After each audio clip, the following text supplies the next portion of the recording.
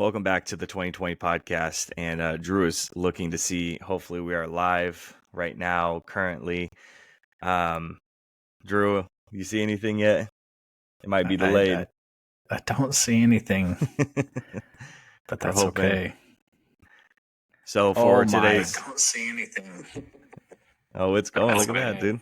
All right, I better turn the volume down. Sorry for all the listeners that are trying to listen and now they're getting double feedback. I don't think it's going through Twitch right now, but again, might just be a delay. All good. For today's show, we have our free agency roundup. We are officially a week away from free agency. Next week starts up, but we do have some moves that have happened. Mike Evans, Dalton Schultz signed some contracts. Guys getting released, guys getting tagged, and then guys hitting the free agent market. Who's the best? Where's the best fit for some of these guys going to hit the open market? And then we have the AFC and NFC South free agency predictions. We've done the other 6 divisions already. So if you want to go check out your team or a certain division that's on the YouTube channel, go ahead and check those out. And then we are going to have a little free agency draft where we're going to draft a team of only free agents and maybe see if one of them would potentially make the Super Bowl. And then we have a mock draft 2.0, which is my mock draft. If you want to check out the 1.0, that is Drew's. So it's not like, oh, I'm not going to check out the 1.0 because I'm already listening to 2.0. 2 different mock drafts, 2 different people, 2 different opinions. Go check it out. It's up on the YouTube channel. But we're going to go ahead and kick it off with the free agency roundup. 2 guys signed, Mike Evans and Dalton Schultz. Mike Evans signing a 2-year, $52 million contract. That is $27 million a year, $35 million guarantees. It is all front loaded. So most of that contract is front loaded. A lot of the NFL does the back loaded contracts nowadays, but front loading it. I think this affects a handful of wide receivers here.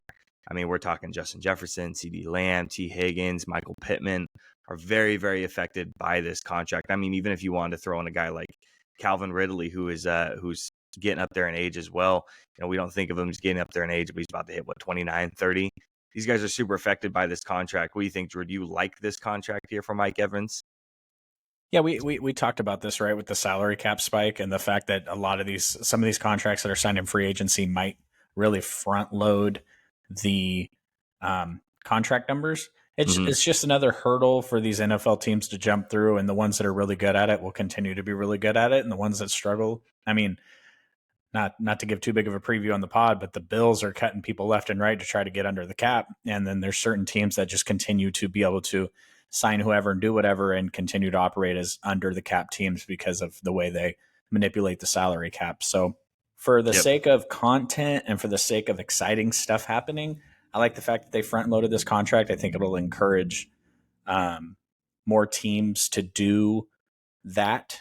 But when it comes to a player like Justin Jefferson or some of the marquee free agents, those dudes are getting paid anyway. So I don't really matter. Sure. I don't think the cap gymnastics matter that much. Somebody's paying Justin Jefferson. Somebody's paying CeeDee Lamb. Someone's paying Brandon Ayuk. So how it gets done is just the details of something that's already a foregone conclusion.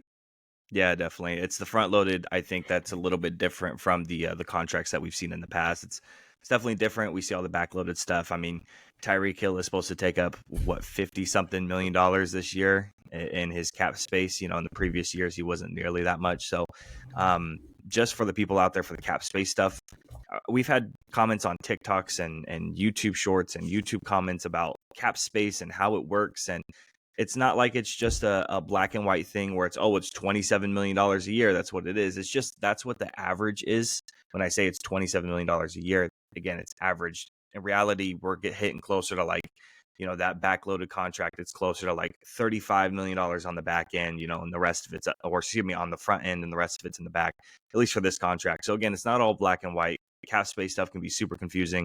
Again, it's not just, this is what it is type situation. Dalton Schultz also signed his contract, 3-year, $36 million contract on average of $12 million a year, 23.5 in guarantees. Honestly, when I initially saw this, I kind of wasn't a super big fan. I was like, man, $12 million a year kind of seemed kind of steep from. But then I went back and I looked at his stuff. He's 12th in receiving yards among tight ends, 7th in touchdowns, and 12th in receptions, again, among tight ends. and his contract is 12th on a per year basis. So honestly, this is like right where Dalton Schultz needs to be. He was super realistic about what type of money he needs to make. And he signed the contract instead of trying to go out there and go get something larger, because I'm sure he could have gotten something, but I think he made the right choice here. What do you think about this contract? I mean, I guess the money's okay. I'm not exactly sure. I just think that in the NFL there's these top tier tight ends. Only one tight end had 1,000 receiving yards last year. I think there's just these top end tight ends, and then everything else is just like replacement level value. I think maybe that you can. Excuse me. I think maybe you can get the production out of, somebody who doesn't cost the money that he might cost. But at the end of the day, he is somebody that has provided value over the course of his career, and obviously has played on some pretty good teams. So yeah, you can never really hate investing in a safety valve for your quarterback, especially a young quarterback like that. I think every quarterback, especially every young quarterback, needs some type of safety outlet underneath, right? I mean, if you look at a guy like Bryce Young, right, on the other side of the rookies, he didn't. What was his tight end? Who's the starting tight end for the Carolina Panthers? Who's the starting anybody for the Carolina Panthers? What are you talking about? There's just Bryce Young, and there's a really good guy in the defense. That's about it. Yeah, it's just young guys need the tight ends. I mean, you saw the Packers, super young team, but they have two really young tight ends to kind of round out to give Jordan Love the outlet passes underneath to go along with the super young wide receiver core that's around him as well. So I think it's a good move. Dalton should stay there in Texas, stay with the Texans very specifically. And again, good team-friendly contract right where he should be. In other free agent news, Russell Wilson is now released. Now we're looking at the top three quarterbacks for free agency: Kirk Cousins, Russell Wilson, Baker Mayfield, all on the block currently. This is 2 years into his $246.2 million contract. Life is good. $85 million over the next 2 years in dead cap. That's a new NFL record. Who's the best, or who the potential suitors for Russell Wilson now at this point? I know you said last week with the Kirk Cousins stuff, until somebody signs Kirk Cousins, you like Kirk Cousins with everybody. But what about Russell Wilson? Where's Russell Wilson should land? He's a Raider, isn't he? Doesn't that just scream Raiders? They're going to go and give him, and then him and, obviously Jimmy G's still technically on the roster, but he screams Raiders to me. And I mean, if we want this podcast to take off, we need to start stirring up the Raiders fans. I know we've pissed off the Bears fans, and Minnesota Vikings fans are mad at me, but we really need to stir up the Raiders fans if we want this thing to pop off. So yeah, Russell Wilson, come on down to the Raiders.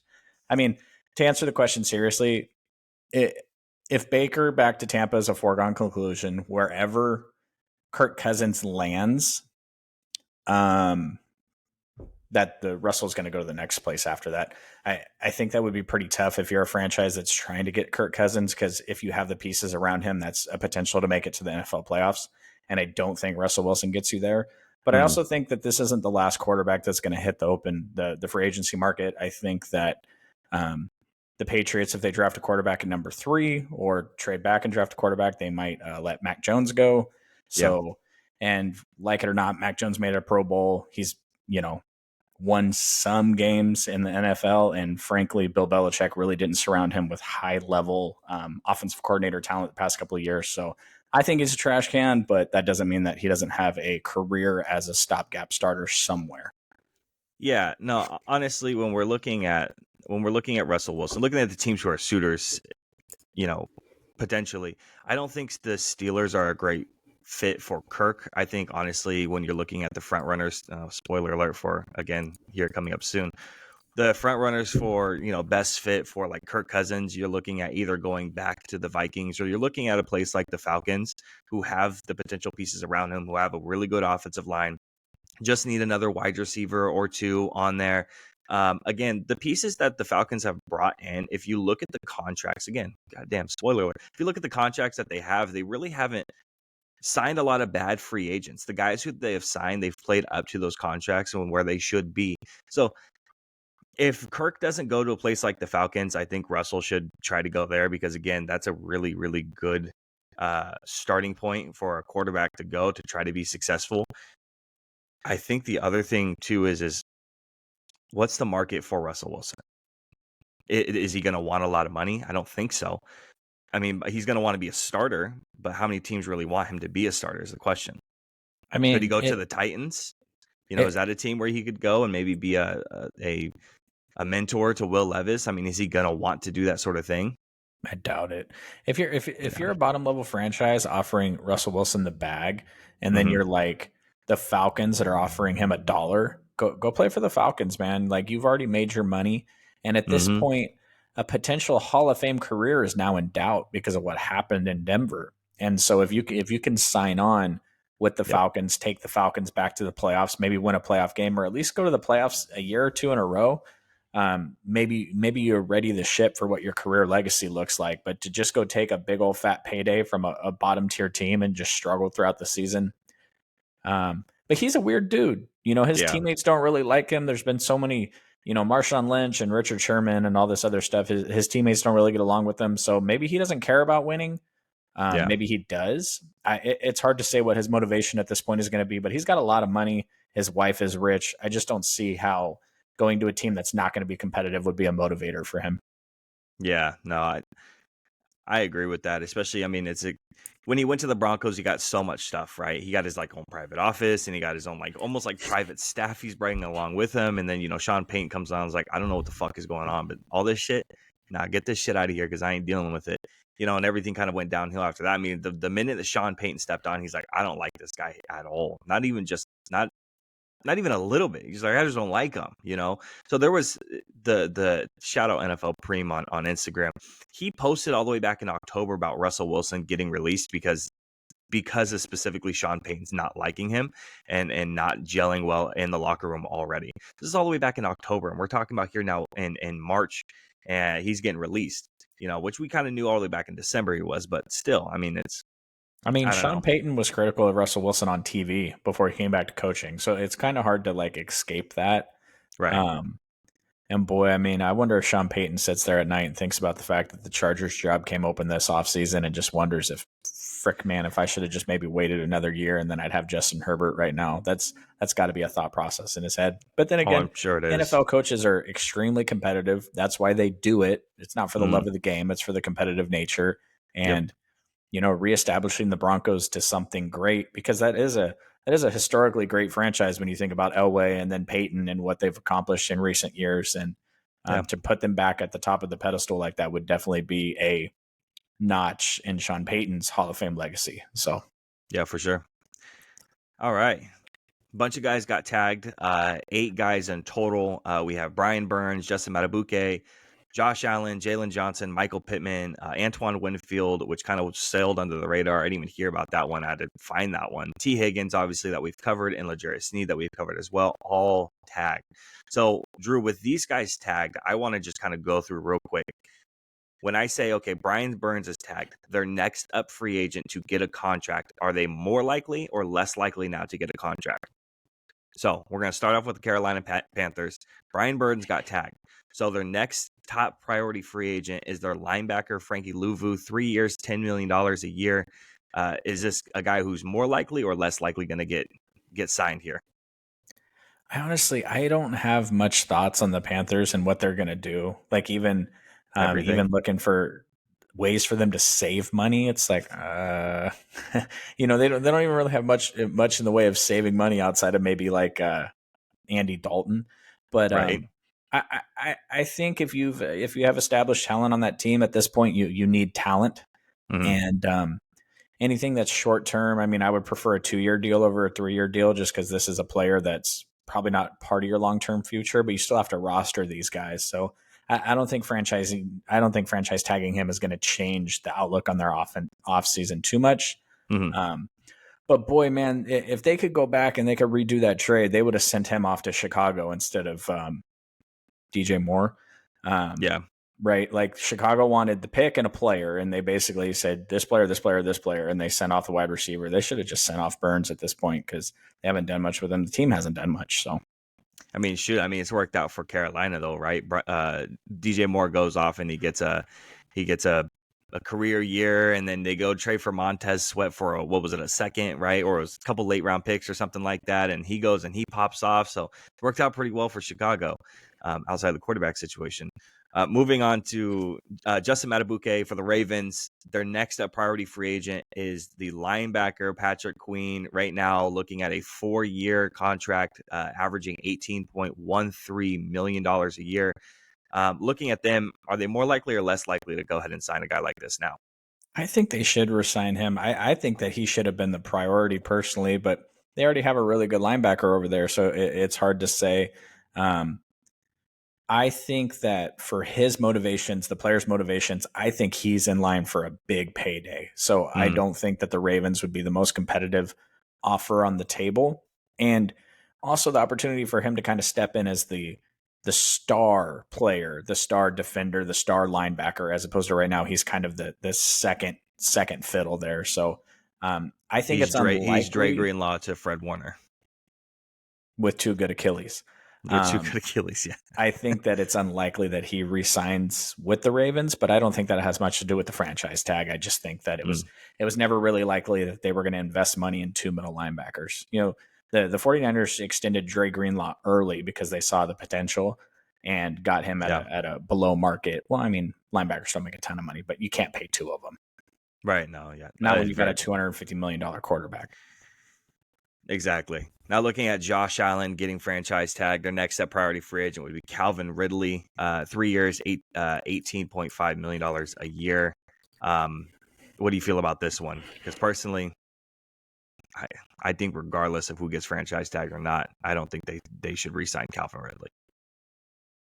Yeah, not to reiterate what I just said, but I think Calvin Ridley is going to demand a lot of value, a lot of interest on the free agency. Just because there's not a ton of wide receivers out there, especially, you know, we talked for weeks and weeks and weeks about Mike Evans, and it's like, you know, at least an hour and a half of us podcasting is now completely moot because of Mike Evans. But you talk about these players that may or may not become available. Obviously, when they do or don't, Calvin Ridley is a premier, you know, with T. Higgins franchise, he's the premier free agent right now, wide receiver free agent. Yeah, I'm sure there's more cuts to come, but it's not even about that for me, though. It's not even about the money situation. It's more about, like, yes, you have to sign the guy, but not only do you have to sign the guy, is the trade package that was put in place for Calvin Ridley is the Jaguars lose out on their 3rd round pick regardless because of Calvin Ridley. But if they sign him, they lose out on their 2nd round pick as well. And yes, he did have over 90 catches, 1,000 yards, couple touchdowns. Like, yeah, sure, it's a great season. But he's like 29 years old, and you're going to lose out on a 2nd round pick because of him, and you have to pay him on top of that. It's like you're getting hit in the head 3 times because of the guy. And we're not talking about a top line guy. Like, we're not talking about a guy who's consistently 1,000 yards like Mike Evans or Justin Jefferson, or we're not talking about a top 10 guy here. We're just talking about a guy who, yeah, probably a 1 somewhere, or maybe a high level 2, but he's not anything crazy to give up a 2nd, in my opinion. You know, that's what it's about for me. There's also the small, you know, the compensatory picks that come along with the Ravens losing Patrick Queen. I don't think Ridley played for them long enough to get a comp pick back, but you know, that's a very, very complicated mathematical analysis of how they do that. Although I think Over the Cap has broken it, and they normally have the comp picks before they come out. But yeah, I mean, I forgot about the 2nd round pick. That changes things big time. I don't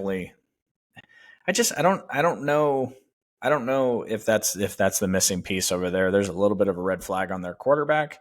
Obviously, losing a premier talent at wide receiver doesn't help that red flag on quarterback, but they definitely have some things to figure out moving forward. Yeah. Moving on to the Bears. You are looking at Jalen Johnson getting tagged. Next priority free agent would be Darnell Mooney.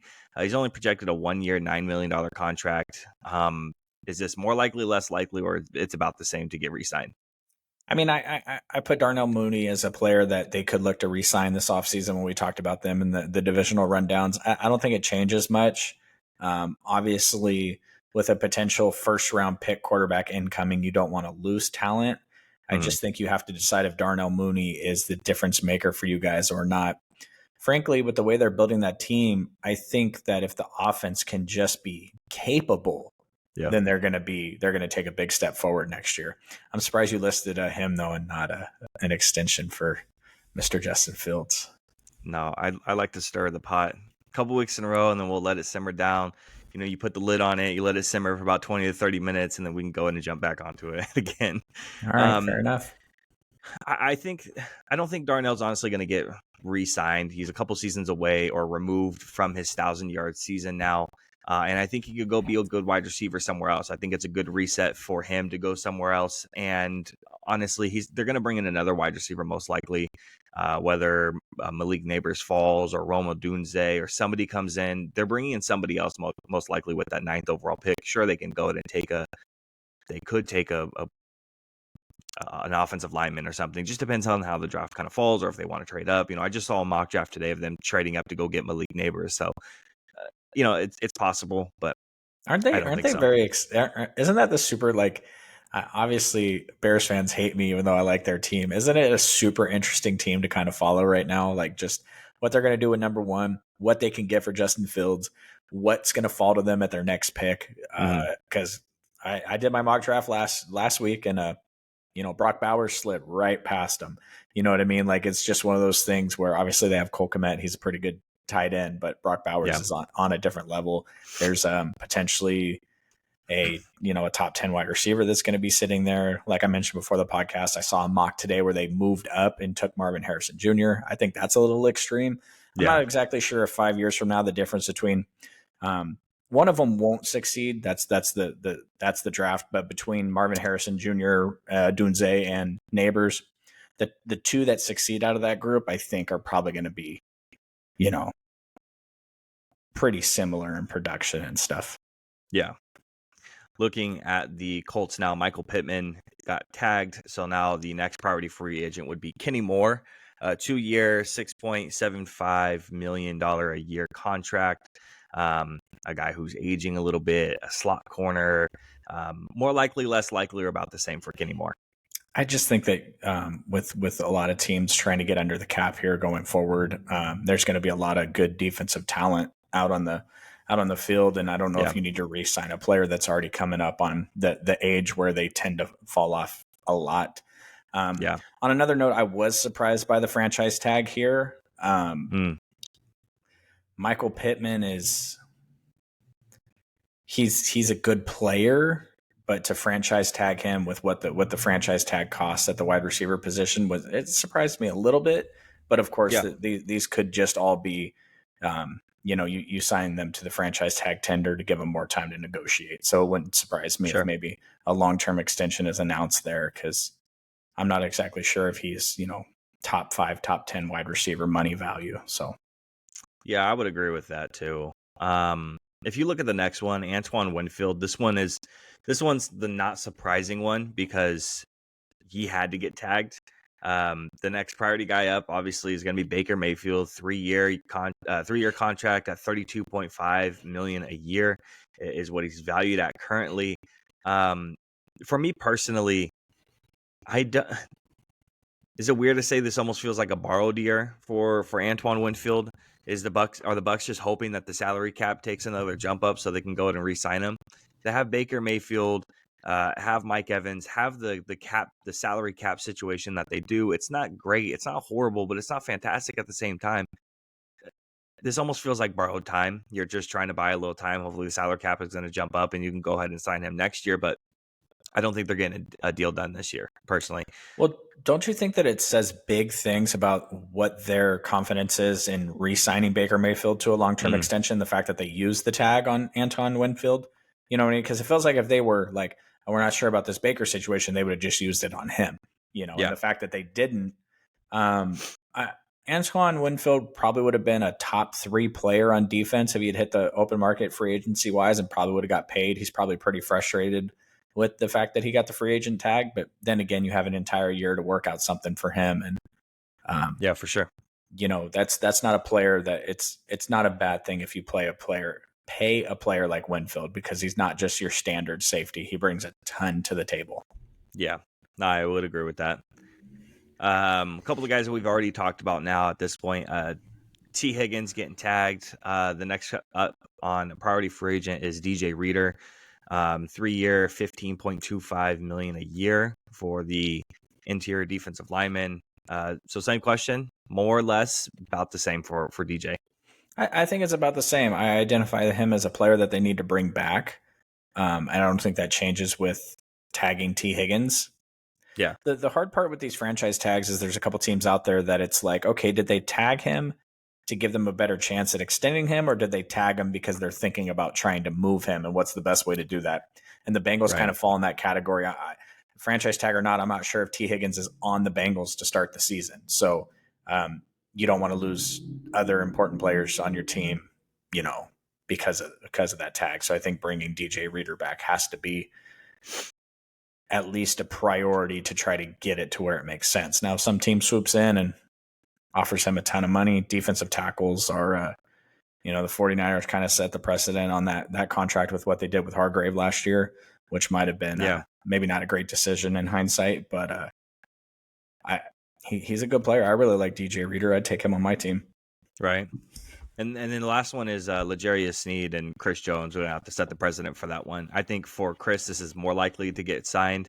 You definitely don't want him to get franchise tagged. We talked about it last week. For the people who didn't see it, you don't want Chris Jones to get franchise tagged. The reason why you don't is because his franchise tag would be $10 million higher than the franchise tag for a defensive tackle because of the amount of money that he made last season. So you don't franchise tag him. But with L'Jarius Sneed not getting a long-term deal currently, Chiefs fall into one of those same things with the Bengals. Could potentially be a tag and trade situation with L'Jarius Sneed, and then Chris Jones getting an extension. I think is pretty likely. Yeah, I mean, if I'm Chris Jones, I'm just waiting. I'm just gonna wait, just like he did last season, where he kind of held out in the beginning. You got a couple of rings now. Players win. Yeah. The motivation, the length of a career on the defensive line in the NFL is not very, very long. So unless they're willing to extend him at market value or above, I think he might just hold out and see what he can, what's out there for him. But we'll see. I mean, there's a couple teams that have a lot of cap space this season, and Chris Jones would make those teams a lot better. Yeah, for sure. And you have to, I feel like Chris Jones is one of those guys who's kind of quiet and you don't really know what he kind of wants to do. He's already won a couple of rings. Does he want to stay and continue to build on that? Or does he want to go somewhere else and go chase even more money? You know how much money you're going to make from the Chiefs. Again, he's currently at 4 years, $30 million a year. I mean, he's already 32, right? He's up there, right? This would basically make him a Chief for life. This would be, essentially, you would think for Chris Jones, this is my last contract. It's tough because he has the rings, man.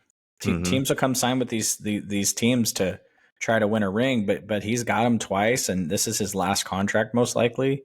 And nothing you do at this point can tarnish your legacy. Like the Chiefs traded away one of the best wide receivers in NFL history to keep you.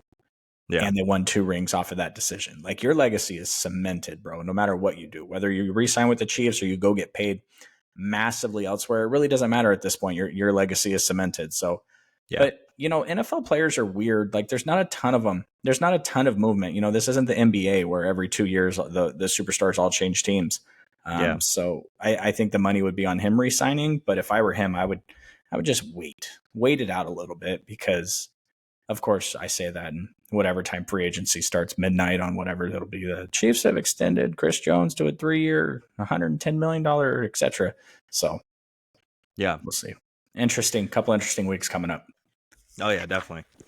And then, so that means guys who didn't get tagged and didn't get extended currently, we have Saquon Barkley, Tyron Smith, Kirk Cousins, Christian Wilkins, Baker Mayfield, Calvin Ridley, and Marquise Brown. So, Drew, I just want to go through these guys. Who are the best? What teams, for the players specifically, where should these guys go? So starting off with Saquon Barkley, where should Saquon go? I have 2 teams here, so if you say one of my teams, I got another backup one. Where should Saquon go?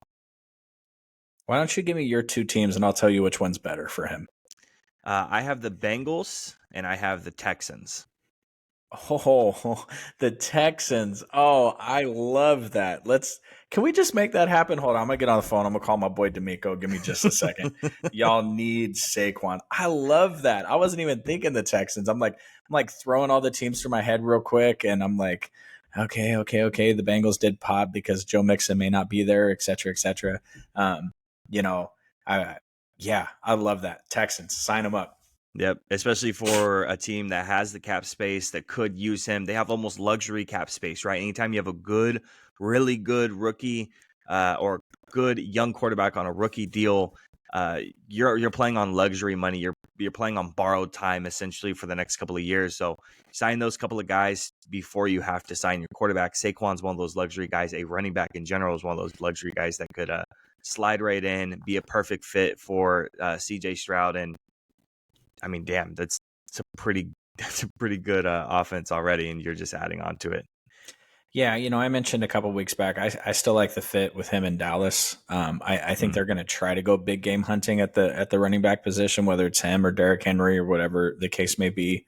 Yeah, But honestly, I love the idea of take him to Texas one way or another. I love right. that. I wouldn't, as a Cowboys fan, honestly, Saquon, he's kind of a polarizing player sometimes. When he's healthy, he's really good. When he's not, he's overrated. I would take Saquon on the team 9 times out of 10. I wouldn't lose sleep over it, not even a little bit. The one thing that we do have to keep in mind also is like teams cut players all the time and then re-sign them. You know what I mean? Like Yeah. teams these players get to free agency and then they re-sign them. They just I think it just happened with I'm not going to hold the podcast trying to remember the name, but they cut a player and then they bring him back under a different set of numbers or whatever the case may be. So don't completely rule out Saquon being back in New York. They don't have anything else over there. So that's a team. Yeah. New York is starting to get into dangerous like Carolina Panthers territory right now with what their roster looks like and their flexibility and all that stuff. And Yeah. they got a high pick and it looks like they might take a wide receiver. Like that's not a game changing move. Like I know you love Neighbors, but that's not changing their offense next year, especially if you subtract Saquon and add Neighbors. Like your offense isn't getting any better. So we'll see. New York is sneaky. Bad. Yeah. Well, I don't think it's sneaky. It's just sneaky. Like you got no path to being good in the next couple of years because your only hope is that you're just so bad that you're at the top of the draft again next year. Yeah, I think you're swinging one way or the other, right? Brian Daboll can either make a miracle happen, and Daniel Jones has a recoup season, and he plays well. He plays like he's supposed to for $40 million a year, or you're bombing completely. It's one way or the other. Yeah, chances are neither of those aforementioned people are there in 2025. Yeah. Moving on to Tyron Smith, left tackle for the Cowboys. I have 2 fits for him: the Chiefs and the Rams. I hate both of those. You don't like either one of those? Nah, I'd rather him come to San Francisco. You want him to play right tackle for you? 1 year, $9 million. Let's go. I don't know, man. Is he really he's gonna go to San Francisco just to play right tackle instead? He's a left tackle. Maybe he wants to win a Super Bowl. He ain't gonna win no Super Bowl in Dallas. I mean, that's why I said the Chiefs, man. Yeah, I mean, I texted you this during the week. I'm kind of in love with the idea of him right now. If we signed him to be our right tackle and then we drafted, an interior offensive lineman at our pick, all of a sudden the biggest weakness on our team is now, excluding injury, just stacked at that point. You got a young first round talent at interior offensive lineman. You got 2, Hall of Fame left tackle, a super quality right tackle. And the Rams make a ton of sense, unfortunately, as do the Chiefs. I only hate those because those are competitors of my team. But for your purposes of placing him there, he seems like a player that's probably going to get more than his projection. Probably going to get overpaid, I think. Yeah, I think overpaid because of the injury concerns. When you look at his rankings on tackles when he's healthy, I mean, you're looking at a top 3 tackle every single year that he's played healthy. But that's the problem, is he's on and off healthy. Even this past year was considered a healthy year, and he still missed 2-3 games. You love him for a 1 year 9, right? 1 year 10, but you love him for a 338. Like that's what I mean. Like I think that's where some team out there, because some NFL teams are just stupid. And it seems like, 3 years, $38 million. That seems like a Raiders thing to do, Right. doesn't it? I mean, they're going to have Russell Wilson and him on the line next year. That makes a lot of sense for the Raiders, I think. I guess it does, unfortunately, but not unfortunately for me. I don't really care, but unfortunately for them. Looking at the next one, Kirk Cousins. I have going back to the Vikings, or I have the Falcons. I already mentioned both teams earlier. Yeah, I mean, I like him everywhere. I'm a big fan of Kirk Cousins. It's not a secret if anyone's listened to anything I've said since we've started this podcast. I love Kirk Cousins. I think he's a fit. I think he upgrades 15 to 18 teams in the NFL right now. New York could move on. Atlanta for damn sure. Tampa, if they don't re-sign Baker. The Saints getting rid of Derek Carr. There's 10 or 15 teams that would take him tomorrow, and they'd be a legitimate playoff threat. So, I really don't feel like what I've heard. I don't feel like he's going back to Minnesota. I know that's kind of gotten a little more popular here lately, but they started liquidizing and selling off pieces and stuff last year, and I think they're going to move in a different direction, especially with him coming off an injury. You don't know how he's going to bounce back. So I don't see. But you Minnesota. can apply the same logic for Baker Mayfield of not getting franchise tagged. You can use the same logic for Kirk Cousins, can't you? Yeah, except for he's hurt. It's completely different. Yeah. You know how Baker finished. Like, yeah. What Baker did the entire season. With Kirk, you're just assuming that what he's he was showing when he come back. And it's different for a team that's down and out to take a risk on that. It's different than the team that's had him to bring him back. Like, we've already done this. It hasn't worked. We haven't made it to an NFC championship game. We haven't made it to a Super Bowl. We're going to bring him back and try it again. That's completely different than a team like the Patriots that have been garbage for 4 years now, bringing him in, or the Atlanta Falcons, who think they have Super Bowl talent on their roster, but starting Desmond Ridder. Like, that's a completely different situation. It's a completely different mindset to bring him in, because if it doesn't work out, at least you tried. If it doesn't work out in Minnesota, it's like, why did we do this? We already knew what we had. We already knew what we were bringing back. And I love Kirk, but to me, it doesn't make sense to bring him back and run that back when they're Yeah, you're gonna bring back. If I'll tell you this, if the Minnesota Vikings sign Kirk Cousins, then they need to celebrate, because that means that they're extending Justin Jefferson. Because there's no reason you bring Kirk back if you're not extending Justin Jefferson. So yeah. Moving on to the next one, Christian Wilkins. I have two fits from. I have the Bears and I have the Raiders. Man, you're trying to make the Bears lights out, aren't you? Well, they have the money for it. I think he fits. I think he fits in a lot of places. I wouldn't even. Yeah. I don't. Tell me, how did you come up with those two teams specifically? Because I feel like there's a lot more than two. What made you settle on those two? Looking at money and looking at biggest weaknesses, I think that's where you could go. But that's me. I think any player that wants to get overpaid should call the Raiders, because they don't care about winning. They just want to sell out their stadium. Yeah, no, I mean, it's evident, right? Yeah. Like you said, Christian Wilkins can fit in a lot of places. I could say, oh, well, if Dallas can, free up their room, you can go sign there. But, the thing is, it's about money and it's about fit. And honestly, it's about the biggest weakness on the team. And the Bears on their defense, that's the biggest weakness for their defense. And then the Raiders, they needs lots of pieces. But I think they're going to go swing for at least one of the big free agents out there. And I think this could be the guy. And then I have, what's up? You got another one on that one? It's kind of funny how we haven't talked a ton about the Raiders on these podcasts, but the more I think Kirk makes a ton of sense there. Like, they don't have a quarterback on the roster, and don't come at me with Aiden O'Connell, please. Don't come at me. You guys should have kept your backup from last year, the guy that's in Denver right now. I'm sure you know the name. I can never remember these guys' names. Stidham. They should have kept Stidham over O'Connell, like Jimmy G. Like, I could have told you where that was going. The Raiders, they're a threat to overpay anybody at any time. I love the idea of Kirk Cousins over there. I love the idea of Wilkins over there. So, yeah. Three more. I got Baker Mayfield going back to Tampa. or in the situation that Kirk doesn't go to the Vikings, going to the Vikings. Yeah, I mean, if you're going to pay Baker 3 years, 110 million, you might as well just bring Kirk back. I don't. That doesn't. I'm not exactly sure. Again, I don't think the Minnesota Vikings. Y'all know I think JJ McCarthy's going there, so I'm not sure if paying and extending a quarterback at that amount of money makes sense to them. I think the Bucks, based off of the franchise tag, know what they're going to do with Baker. Yeah, And I think it makes sense. He played well last year. I think he's going to get overpaid. I don't expect him to have repeated success that he had this year over the next couple of years. But what are you going to do? Let him walk and go into QB purgatory? Yep, exactly.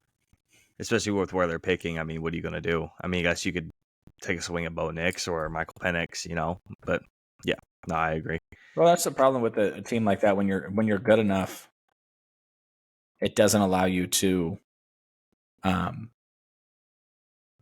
draft a player high enough. I mean, they're like pick 26 or 27. It just doesn't, it doesn't allow you to pick a high enough talent to change anything at the QB position. Yeah. Calvin Ridley. I have the Giants and the Jets, 2 New York teams. It would make sense for the Giants. They got to do something.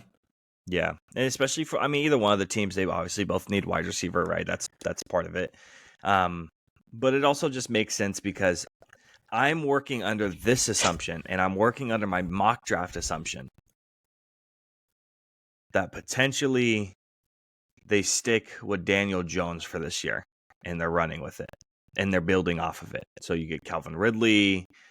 You might bring in a wide receiver and free agency, besides that, but I think that's where you go. You might build up the offensive line in the draft. That's my assumption of what I'm working off of. What's the projected contract for Calvin Ridley? Is it number one money? 3 years, $55.5 million, 18.5 a year, $32.75 million in guarantees. Wow. Yeah.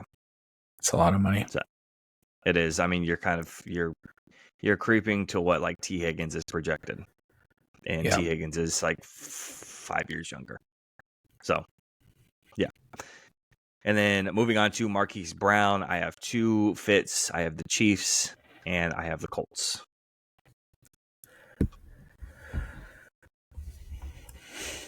Yeah, I think the Chiefs are going to be in on every wide receiver that's available. I think they're in on pretty much anybody, but I think that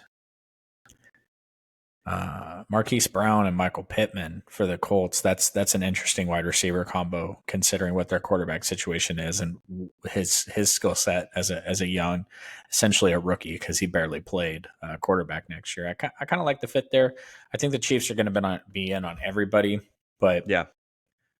I don't know what to say about Marquise Brown because with the injury to Kyler Murray and the circus clown rotation of quarterbacks they've had over there in the past couple of years, it just seems like his career has completely fallen off the cliff. But that doesn't mean that it has. It's just weird quarterback production. Yeah. Let me ask you this to foreshadow a little bit. DeAndre Hopkins, I think, is a major cut candidate for Tennessee. And assuming he was a free agent right now, and you could bring in Hopkins or you could bring in Marquise Brown, where would you, for a team like the Colts, for a team like the Raiders, who with a quarterback situation over there, bringing someone in opposite of Devontae, who would you value? Would you value? I mean, obviously, 2 former player teammates. Would you value one over the other? Yeah, I would. I guess it just depends on the team. If you're talking about like the Colts, the Raiders, the Chiefs, I feel like DeAndre Hopkins is going to be a Kansas City Chief. That's kind of like my pocket signing for the Chiefs. I think he gets cut for cap savings, and the Chiefs get him because we laughed. We're like, "What the fuck are you doing going to the Titans, bro? That was stupid." And then he had a good year. So yeah, he did. Yeah, depending on the team and depending on how you play, I think Marquise Brown could probably be a bigger, just because of the burner factor, right? That's why you have him going to the Colts, right? You draft Alec Pierce a couple of years ago out of Cincinnati because you want him to be the down the field burner guy, and he's just not. He's not that guy. But Michael Pittman's great in the short and intermediate, possession type receiver, but they don't have the burner right now. So you go out and you go get a guy like Marquise Brown, or you draft one. You get a lot of Brian Thomas Jr. getting drafted there, or you take a guy maybe in the second round who's a burner. You got lots of burners in the draft every year. One specifically from Texas. From Texas, yeah. Pretty fast. So, shockingly fast, you might say. Yeah. I think depending on who you are and what team you are, I think that's where you got to go personally. Every time something exciting happens, I feel like this sense of anxiety that I have to text you about it before you text me about it. Because I'll see something. It's happened twice now where I see something and I open my phone to text you about it, and your text is already there. I'm like, don't you have a job? Like, shouldn't you be doing something right now? Like, I want to share the news with you. All right. Well, that gives us a wrap up on the free agency pool so far. Obviously, next week, Wednesday, when we record, we are going to be actively breaking news as we record and live streaming. I think that's going to be a pretty exciting time for us. So stay tuned. 3:00 next week, same time. We're going to be doing the same thing. Do you think that we're going to have concrete Justin Fields news by next Wednesday? Yes. And do you think if they're going to trade him that they wait for the Kirk Cousins, Baker Mayfield, Russell Wilson domino to fall to see which team is desperate enough to trade picks for him? Or do you think the teams that are most desperate would fill their openings and then all of a sudden his value isn't as high? You know what? Actually, I don't know. Because the whispers right now is that the field on Justin Fields right now, the want on Justin Fields is not as high as initially thought, and that they're not just trying to field out the playing field and trying to figure out who's the best fit and who gives the best package. Is just the packages suck because nobody's interested. That's the whispers right now, is nobody's really that interested in Justin Fields. And if they are, you're not getting the second round pick that you thought you were. So they might wait for that and then just wait to see who is desperate enough to go ahead and go get Justin Fields, right? If you're Atlanta and you miss out on Baker Mayfield and you lose out on Kirk Cousins, you can't even bring in a vet like Ryan Tannehill, Are you going to play Taylor Heineke all year, or are you going to go try to go get, Justin Fields? I think that's what they are kind of waiting for right now, because again, not on purpose waiting for. I think they're waiting because there's not really a huge market for Justin Fields right now. I think if I'm Atlanta, I just take the quarterback with the pick at that point. Whoever's sitting there over Justin Fields. Like, right now, everybody's talking about, Dallas Turner to them, or what, he's an okay edge rusher, but he's not. It's not Will Anderson. You know what I mean? He's not Aiden Hutchinson. He's not Nick Bosa. So if you've struck out everywhere and you're thinking, oh, I'm going to trade a pick for Justin Fields, just take the quarterback. Yeah. I know that everybody thinks that JJ McCarthy apparently has to sit for 3 years, even though he was a 3-year starter in college. He's not ready to play day one, according to all these Minnesota Vikings fans. But, and just so you know, based off of what your team did last year, that's the only thing that can happen for them next year. The Minnesota Vikings were terrible. They led the league in passing attempts because their running back was terrible, which means they're definitely going to lead the league in passing attempts this year. They're not at all going to try to establish the run. They're not at all going to try to get a more 50-50 dynamic. They're just going to lead the league in passing again. That's why they cannot draft J.J. McCarthy, because he is not ready to throw the ball more than 22 times a game. Guaranteed. Yeah. For the Minnesota Vikings fans that reach out to me on TikTok. I love it. Honestly, it makes me happy that I don't I know that podcasting is the way to go, and terrestrial radio is dying. If Sports 1140 or ESPN 1320 reached out to us and hey, we need you to host a radio show, of course we'd say yes, right? Because it'd be exciting. But the stupid people that we'd have to talk to all day that would call in, and I see it on X, I see it on Twitter every single day. Fire Steve Kerr, he's an idiot. Fire Steve Kerr, and I'm just put the phone down, Grandpa. Just relax. The Warriors have now won 1 million games in a row, and they're shooting up the standings, and they're playing good defense again. Just freaking relax. He's a Hall of Fame coach. He knows what he's doing. These people in the comments, stay out of the comment section, people. That's my recommendation for the day. Yeah, no, don't worry. I read it from the comments about Joe Mazzulla as soon as they lose a game. I'm just bro, really? Come on, get off of it. Do you even know the Celtics, bro? Do you even know what they're trying to accomplish, bro? Like, do you even watch ball, bro? Your glasses are too thick, bro. Dude, you don't even know what Boston wants. Yeah, you don't even know what Chicago's trying to accomplish. Oh man. All right, moving on to our NFC and AFC South free agency predictions. Once again, this is the last part in our free agency predictions. If you want to go see your team or a certain division, go back on the channel. Let's get it. They're all going to be there. Starting off with the AFC South, we have the Texans, the Jaguars, the Colts, and the Titans. Starting off with the division winners, the Houston Texans have $66.5 million in cap space. Number one cap candidate for you is who, Drew? My boy Jimmy Ward. Definite cut candidate there. Another year older. D'Amico's a big fan. Because he's a big fan, it might be Robert Woods. Robert Woods didn't bring much to the table this year. That's who I have too. Yeah, what's he making? $13 million? Yeah, he has $4.9 million in savings this year if you cut him.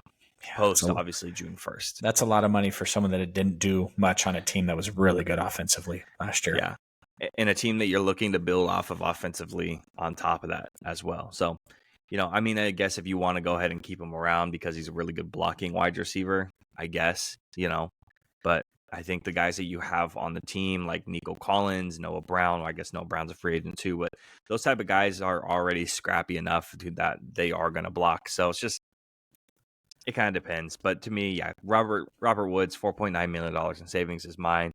I have two for the re-signing candidates. I'll go ahead and go because we're going to have the same one. Well, I'll take the non-obvious one. I'll take Blake Cashman, linebacker. 2 years, $8.5 million, $4.25 million a year. $5.25 million in guarantees. Played really well. You'll look at his statistics. Go look at his grading. All top 10 numbers, and a guy who's going to fly under the radar and is not going to command a whole lot of money, and a guy that you want to go ahead and keep on the team. I think Blake Cashman kind of guy who is going to be a signing that no one's really going to bat an eye at, but I think he's going to make a huge difference for the Houston Texans. Yeah, I'm a little concerned about Sheldon Rankins and the contract, but that defense continuity.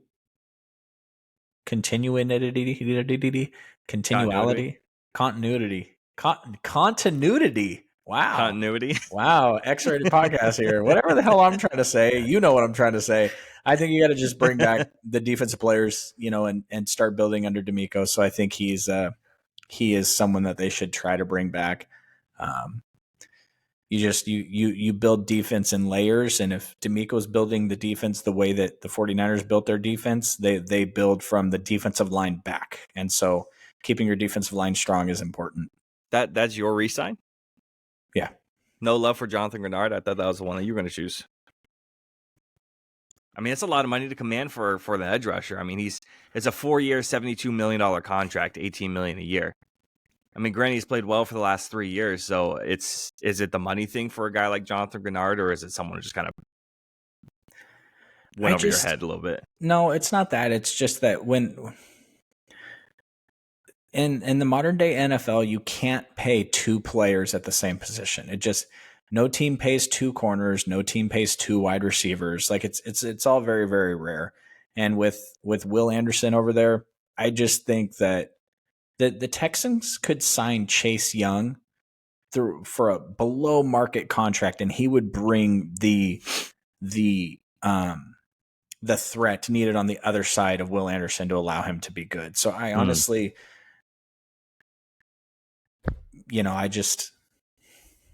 I don't know.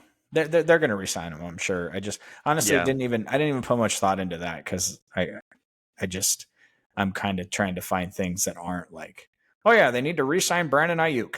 Podcast over. You know what I mean? Like they need to re-sign CeeDee Lamb. Podcast over. You know what I mean? But I just think that you can bring, when you have a premier edge rusher, which is what Will Anderson feels like he's going to be, you don't have to spend a ton of money at the opposite end of him because you just need somebody that's a threat.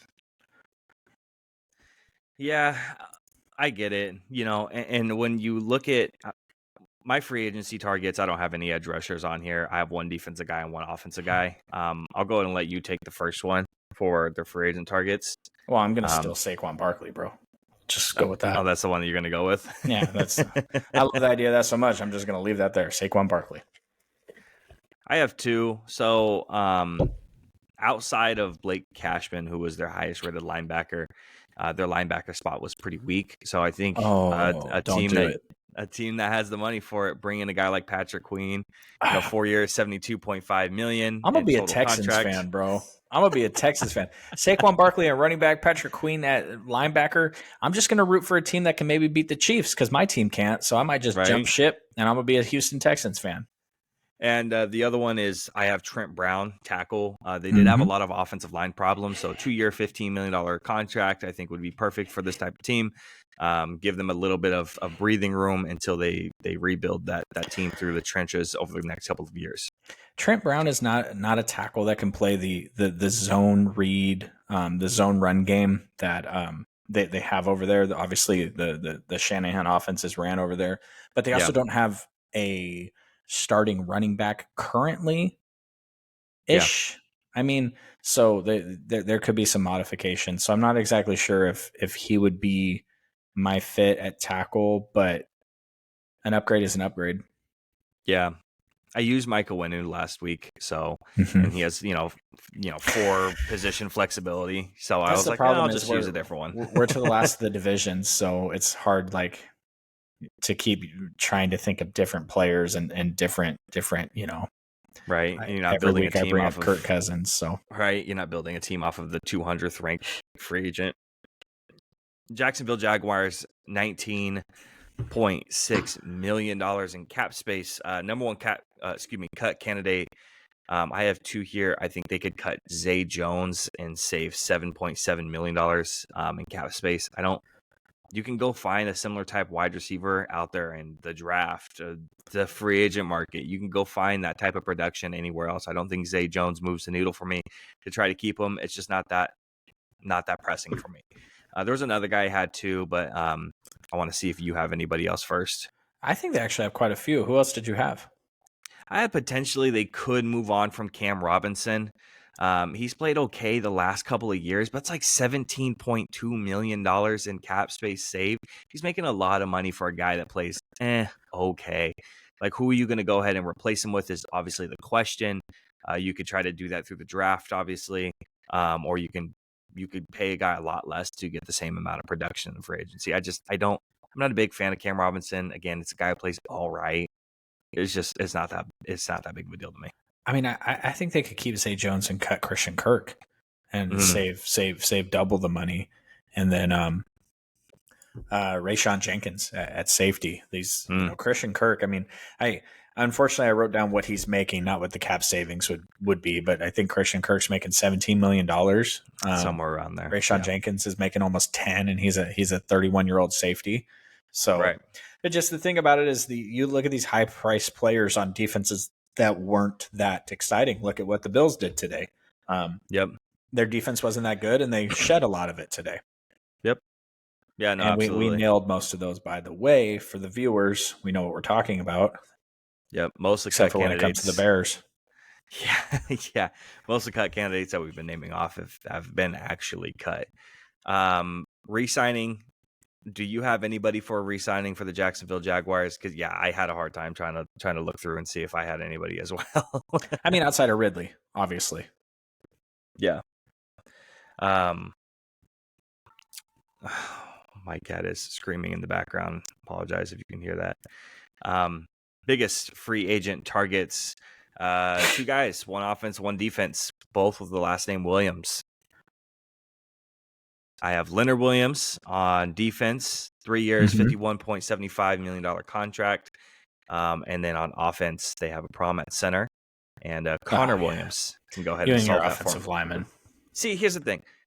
I really like the Connor Williams fit here specifically because a guy who's been projected to Jacksonville in the draft over and over and over and over and over again is Jackson Powers Johnson. Well, guess what? Kick Connor Williams back out the guard like he's been playing his whole career, and it works out perfectly fine.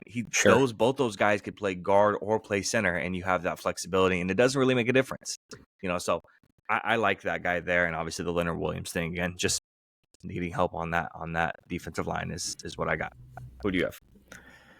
I think that they need to bring. I think they need to bring someone in at corner, and that would be a fit. I don't think they're going to be in the market for like a Tre'Davious White, but I know I keep mentioning this guy, Akella Witherspoon, Avante Maddox, who was cut today, a player like that. Hell, even this Gilmore, like that might be a fit for them. And then on the offensive side of the ball, they gotta sign someone. They gotta get someone at running back. I love Travis Etienne, but they need to bring in somebody to spell him a little bit, because much like the Cowboys found out this year about Tony Pollard, when he's the every down back, it really loses some of the home run big play ability. Yep. Because they're carrying the ball every down. So I'd like them to bring someone in. I don't have a name right off the top of my head. There was just already reports today that I think it was the GM who said that they're going to cut back on the Travis Etienne snaps. That you should see probably a lot of Tank Bigsby, who they drafted a lot next year, or if they bring somebody in, you're probably going to see a lot of that too. And offensive tackle also, because they just lost what's his name? Juwan Taylor? Is that his name? This year or last year? Maybe I'm misremembering. I don't know. You're getting to that age already. Yeah, I'm getting old, guys. I'm getting old. So I think corner and running back for them for sure. Yeah. We got the Colts. Not to replace Etienne, obviously. Just just as you need a 1-2. Right. Colts at $45.1 million in cap space. Lots of cap. Cut candidate. Who you got? Mo Alley Cox. Bang. Yeah, that's what I got. $5.9 million. That's the only one I really even had, to be honest. Honestly, most these, there's only one team going down the line and looking at it. There's only two teams that I found that you can cut two guys. Most of these guys, it's like, okay, well, you cut one guy. Like, that's what's really going to save you a lot of money.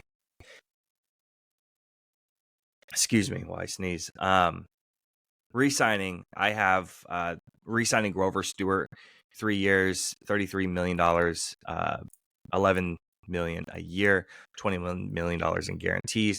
I think that's a guy that you should probably hang on to. Yes, he is a little bit older. I think he's 30, 31, but he's played well the past couple of years. You look at what he's done, you look at his grading, you look at his statistics. Everything looks good with Grover Stewart, and I don't think you need to weaken up that defensive line, especially when you're getting trade talks potentially of a guy like DeForest Buckner because he's in the last year of his deal. You want to keep at least somebody out there, and Grover Stewart, I think, fills that role perfectly fine. Yeah, I like Grover. I like Grover Stewart. Kenny Moore is a young corner, and not young. He's like 27 or 28. But yeah, to be honest with you, I know this may be kind of obvious, but I think they should probably bring back Gardner Minshew. Yeah, I thought about that one as well. I think that unless he, because of the way he played or has been playing as a backup, he thinks he deserves a little bit more money. He might be a sneaky. He might be one of those guys that are sneaky, like out there. I think that there's a market for like a Sam Darnold this year. So if Sam Darnold has a market, then Minshew Mania definitely has a market because he played well. Ish. Well enough. Yeah. Well enough. Well enough that someone will overpay him because that's what NFL teams do, right? Exactly. And then once again, I have two targets, one on the offense, one on the defense here for the Colts. You want to go ahead and take your biggest targets? What do you got? Colts. Mm-hmm. Yeah, I mean, I think we already covered it. I think they need. Before the Michael Pittman franchise tag, I would have said wide receiver number 1. They've obviously tagged him. I think putting somebody opposite of him because some of their other players haven't worked out. Backup running back, I think, is a sneaky important position for them because I'm not sure about Jonathan Taylor's health going forward. I don't know much about the Colts defense, but I'm sure they could use any one of the Leonard Williams or the Danielle Hunter or all those guys that are out there right now. So, but offensive side of the ball. Just somebody somebody that is a change of pace behind Jonathan Taylor, but at the same time can handle the workload if they have to. I have Chidobe Awuzie, corner, Yeah, see, coming over. Cheeto. So I have him coming over to help out with that cornerback room. Yep. Even if they retain Kenny Moore, that doesn't move the needle for me. He's a slot corner, while Chidobe Awuzie is an outside corner. So I think that fills the role really well. And the other thing I think that this team needs, especially if you're cutting one tight end, is bringing another. Bringing a guy like Hunter Henry can really help out a young quarterback. We were just talking about that tight ends help young quarterbacks or safety blankets. And I think Hunter Henry can do that for Anthony Richardson. So those are my two guys there. I'm a big Hunter Henry fan. Yeah. Ever since he was with the Chargers. So I think he'd be a good fit for a lot of teams. Yeah, definitely. Tennessee Titans, last place in the division, but they have the most amount of money with $69.7 million in cap space. Number one cut candidate I have is Andre Dillard. $6.4 million saved, but I was really scraping to try to find a cut candidate. Do you have another one? DeAndre Hopkins. Yeah, I know you mentioned that one. Yeah, so Hopkins. I know Hopkins saves what? Hopkins saves quite a bit of money, doesn't he? Yeah, it's a lot of money, and also like if you're gonna let Derrick Henry go, who spoiler alert will be my re-sign candidate for this team. If you're gonna let Derrick Henry go, what are you keeping DeAndre Hopkins around for? It just either bring back the players that are going to best suit you to win or move in a different direction. So to me, I don't think you keep, maybe you don't have to cut DeAndre. It's hard to find a cut candidate for a team that has a ton of money, but at this point, what's the future of that team? Yeah. DeAndre Hopkins is $16.35 million and saved. Yeah. You would only retain $1.9 million in dead money for cutting DeAndre Hopkins. Yeah, I didn't realize it was that much dead money. That it was like small amount of dead money, I should say. Yeah, wow. Moving on to the re-signing, you already brought up your Derrick Henry re-sign.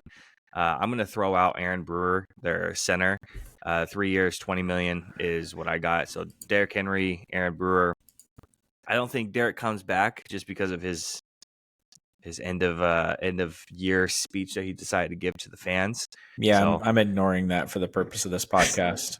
It never happened. You never saw it. I mean, if they cut DeAndre, then they need wide receiver, right? They need some offensive line help. They need cornerback help, and frankly, they need a linebacker. An underrated re-signing, I think, would be Azeez Al-Shaair. Played middle linebacker for him last year, and he's a really good player. I kind of hope that Azeez hits free agency and kind of waits around to see what Patrick Queen gets, and then, comes home after we cut Dre Greenlaw. But we'll see what happens. Yeah. My biggest targets are I have three trench guys. Your favorite, dude. You love the trenches. Offensive line was horrible. Tyron Smith is out there. And you have Danielle Hunter on the other side. And then if you don't want to sign older guys and you want to bring a young guy who's maybe going to play on a 1-year deal, bring in a guy like Chase Young.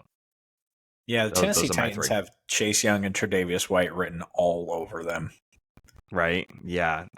They're a team that needs a lot. And it's like, where do you start with this team, right? With teams like this, what I almost want to do for next year is pick out a couple of teams, right? The worst teams. Let's take the 10 worst teams in the league and let's rebuild those teams from ground up, because I can say, oh yeah, let's go ahead and bring in Chase Young. But in reality, what is that going to do for him in the big picture? If we build the entire team, then now we're looking at something that's going to be good in a one-off season type situation. So, yep, that's your AFC South. Your Houston Texans led AFC South, and they're going to continue to lead for the long future, I believe. Now moving on to the NFC South, we have the Bucks, the Saints, the Falcons, and everybody's favorite Carolina Panthers keep pounding. Starting off with the division winners, Tampa Bay Buccaneers. They have $17.7 million in cap space. Cut candidates, I have two of them. I think these two are the most obvious ones. I have Carlton Davis, who got paid, and he's played piss poor, $14.3 million in savings. And there's another guy who doesn't even play snaps for him. I don't know if you're going to say him. Well, I was going with Carlton Davis. Russell Gage. Oh yeah, Yeah, that thing with Baker where he was like, "Well, apparently they don't watch us because he hasn't played since such and such." That was pretty yeah. funny. So Russell Gage is $10 million saved, and Carlton Davis at 14.3 million saved. So, and it's not like your cornerback room is going to be empty. You still have Jamil Dean, who's playing really well. Is definitely outplaying Carlton Davis, who's making a lot more money than he is. So, I Yeah, think those two cuts aren't going to hurt you. I think if you cut Carlton Davis and you cut Shaquille Barrett, Yeah, you save a ton of money.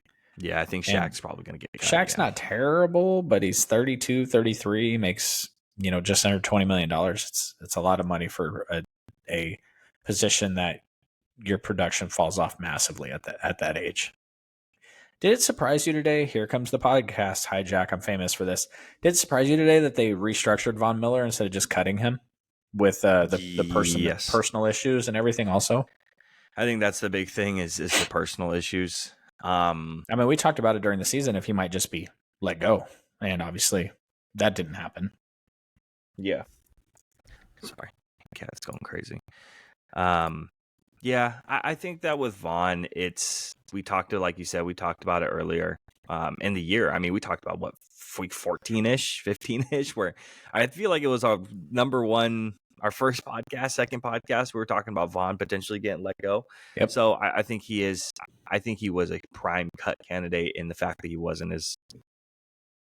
The Bills, I guess, just believe in his ability to continue to run at 34 years old or however old he is. So surprising, but I mean, you saved $8.6 million, but still, dude, I mean, you could have saved more than that by cutting him. So definitely an interesting decision, to say the least. Tampa Bay Bucks, obviously, you have the re-signing of Baker is obviously probably going to be the number one for everybody. But outside of Baker, do you have another guy for them to re-sign? Yeah, I mean, so much relies on them. Not relies. That's the wrong word. But so much of what they're going to do kind of dangles on what they're going to do with Baker. Obviously, he's their probably most important free agent. They got a couple of their linebackers that are free agents, but I don't think the conversation has to go much further past Baker and what they're doing with him. Obviously, with the Mike Evans thing finalized. Yeah, and I also have Levante David too. He's aging. There's probably going to be a guy that they're not going to want to see in another uniform. He's still playing at a decent level, and they're not going to bring back Devin White. So probably going to bring back Levante in my eyes. But why do you think why Levante over Devin White? Because Devin White's been benched because of his attitude. He's been benched because of his performance. He's not a very good player. He's younger and is gonna command a little bit more money than Levante. I don't think they have any loyalty to a guy like that. Personally, what about their? What's up? Go ahead. I was just gonna talk about their free agents in terms of who they could bring in. Who do you have for the Bucks? I mean, I think the Bucks' biggest weakness, obviously, is quarterback right now because they don't have one on the roster. But with the franchise tag to Winfield, they sewed up safety, and it really just depends on what they want to do with the draft because I think that interior offensive line for them and cornerback. Obviously, we talked about Carlton Davis, so it kind of just depends what they're going to do. If they go offensive line in the draft, then they go cornerback in free agency. If they go cornerback in the draft, they can go offensive lineman in free agency. But between the draft and the free agency, I think they're going to sew up both those positions, interior offensive line and secondary. Yeah. I know that's lame because I didn't pick up players, but I keep mocking the same, your boy Cheeto, that's can they get his production at a draft pick? Sure. Then there's a lot of, Laken Tomlinson. Yeah. From the Jets. I don't know if he's even been cut yet. Or if he's a cut candidate, but a player like that makes sense. So yeah, they need a lot of their problems come from their offensive line, their defensive line, especially if you're going to cut a guy like Shaq Barrett. What's his name? Something Joe something. their rotational edge rusher they have. They got some good stuff out of another young player. I always forget the name of as well at the end of the year. But that's what they need. Jadeveon Clowney is a guy that they could bring in for short term. Robert Hunt on the offensive line as well, because a lot of their issues come from guard. They had their center announce his retirement after really not playing all last year, Ryan Jensen. So I think that's where the issues come into play. And I didn't want to use Connor Williams again for center, but he could be there too. New Orleans Saints, negative $21.1 million in cap space, our only negative cap space that we have for today. Cut candidate, number one guy. Who's your number one guy for cut candidate? Alvin Kamara. Really? Wow. Mm-hmm. Why? Because your team's not good enough to be spending so much money at running back. Like it just doesn't matter. Derek Carr is a trash can. You can cut. Is it Marcus May? Did I got that right? You know what I mean? Like you got to get back to a point of flexibility. You have to be a flexible franchise. You have to be a flexible organization to be able to make moves to get better. And whatever you got to do to get better is what you need to do. So Alvin Kamara at his age, it's not. I honestly, I would cut Derek Carr and just start Jameis Winston. Like Derek Carr, the book is out on that dude. It is what it is. Like he had a good year for the Raiders like 6 years ago. It's a wrap on that dude's career. Yeah. Cutting Taysom Hill, in my opinion, is probably pretty large as well. Jameis is a free agent, so bringing him back, that's my number one free agent re-signing for them. 1 year, $4 million. Still a spotlight. No, that's all right. So bringing him back, the thing is with Derek Carr is you're kind of stuck with the contract. What's really funny about the Saints is we've known the Saints for a little while now to be in cap hell. Right? They're always in cap hell. They could have been out of cap hell if it wasn't for Derek Carr last year. If they didn't sign Derek Carr to this contract, they would be out of cap hell, and we would be talking about the Saints potentially looking for a quarterback. They would be like the Falcons, right? But they're not. They're in cap hell, and they have Derek Carr, and they restructured the deal that basically seals them up for this year and next year as well. They're pretty much stuck with Derek Carr for the next 2 years, and they can do nothing about it. And that sucks for them. But you dug your own grave, and now you're going to go ahead and have to sleep in that hole that you dug yourself, that you were already almost out of. You redug the hole. You were backfilling the hole, and while backfilling it, you dug another hole, and you got into that one. That's what you did. So, again, cutting Taysom, signing Jameis, I think is the top priority for them.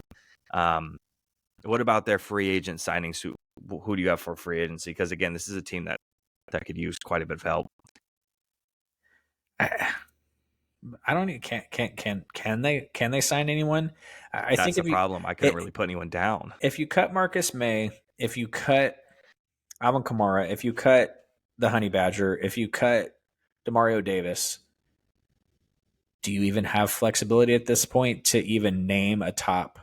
Like NFL teams are going to sign guys, right? Like they're going to get somebody, but I don't even know. You're looking to break even, honestly. And the craziest thing is like their biggest opportunities at this point are like quarterback and left tackle. And it's like, if you tell me a franchise that has a ship without a rudder, it's a franchise that doesn't have a left tackle and doesn't have a quarterback. Like you don't have a QB, you don't have a left tackle. They don't even really have a left guard. They so it's just the whole left side of their offensive line is washed. Their quarterback is washed. Their running back is old. Their tight end is barely an NFL player anymore. It's just, you got Slant Boy over there who did nothing last year. And then in the midst of all of it, you got Chris Olave. And it's just like, that sucks for him. Yeah. Yeah. I don't even know if it's really worth naming free agents for the New Orleans Saints, honestly. I know we're not going to do this as a segment, but if there was a segment called the 2020 podcast, the 2020 podcast guesses who the next top 5 players to demand a trade are going to be, I put Chris Olave really high on that list because that franchise ain't got no way to go forward. And why is he going to want to waste the young part of his career over there? You see these NFL teams, these NFL wide receivers, they get frustrated, and he's got, the corpse of Derek Carr underthrowing him, or he's got half 10-20 vision Jameis Winston overthrowing him. It's just not good. Not good over there for Chris Olave. So, yeah, no, for sure. All And right. listen, Saints fans, before you come at me sideways, not only do you got the worst cap situation in the league, and the Chargers exist in this scenario, I think the next closest team to you is like $25 million away. Like, not only are you terrible, it's not even close how terrible you are. Like, you're super terrible. So, hey, you know what? New Orleans Saints fans, congratulations. You're number one at something, and that's being the number one team in cap hell this year. So kudos to you. Atlanta Falcons, $31.6 million in cap space. I personally did not have a cut candidate. What about Taylor this Heineke? team. But they need a backup, man. It's not They Desmond got Ritter. Desmond Ritter. No, fuck Desmond Ritter. No. Desmond Ritter's going to back up Kirk Cousins. What are you talking about? No, you got to have someone solid to at least back you up. What about Jonathan Smith? What do you need a backup tight end for? The only reason he's the one who played. He's the one who played all the snaps. He got all the yards. That's because what's his face is an idiot. It has nothing to do with him. Oh, he's a great tight end. No, it's Arthur Smith is a moron. That's why. I mean, yeah, no, I get that. But what about one of their 12 running backs they have? They could cut Cordell Patterson. They could cut. Obviously they're not cutting. It's not going to save them a lot of money to cut Cordell Patterson, though. I know, but we got to put something in the segment. It can't just be like this team is so talented they can't cut anybody. This is like when I said the Cowboys can cut Brandon Cooks or they can cut, D-Law because that would save a massive amount of money. Is it likely to happen? Probably not, but that's something they could do to save up money. Why do you hate on my boy Desmond Ritter? 7,000 passing yards in a Madden season 1 year. Hey, I was a believer in Desmond Ritter. Is Cordell Patterson a free agent? Because I don't even see Cordell Patterson. Ah, shit. My fault. Yeah. He probably is. And then they have 2 rookie running backs. Whatever. Or on rookie contracts, I should say. I was like, damn, did I miss that? I'm like, that would have been a cut candidate for sure. I think Jonathan Smith is a free agent also. Maybe he's a restricted free agent. He might be. Cordell Patterson is definitely a free agent. Yeah. What about re-signing guys? I only have one guy for a re-signing. Who you got? Don't say Calais Campbell. He's like 57. I have Calais Campbell. God, he's so old. Bro, he's so old, and yet he's still a really good run stopper, and he had 7 sacks last year. I mean, you bring him in on a 1-year deal, man. I mean, screw it. Like, all right. I would re-sign Jeff Okudah. Yeah, maybe. Because you're going to get him so cheap, and he's like 24. And I know he's bounced around a little bit, but you just fired your head coach. You're bringing in a completely different scheme. There's no reason to give up on young talent when you're, bringing in a completely different situation. What you could probably get him for like 318 or something small like that. Like it's not going to be much because he hasn't done anything. Let's see. Calais Campbell, he's like 52. Hey, it's fine. It's fine. He's fine. Jeff Okudah is projected. I don't even have a projection on Jeff Okudah. It's that bad, huh? It's that bad.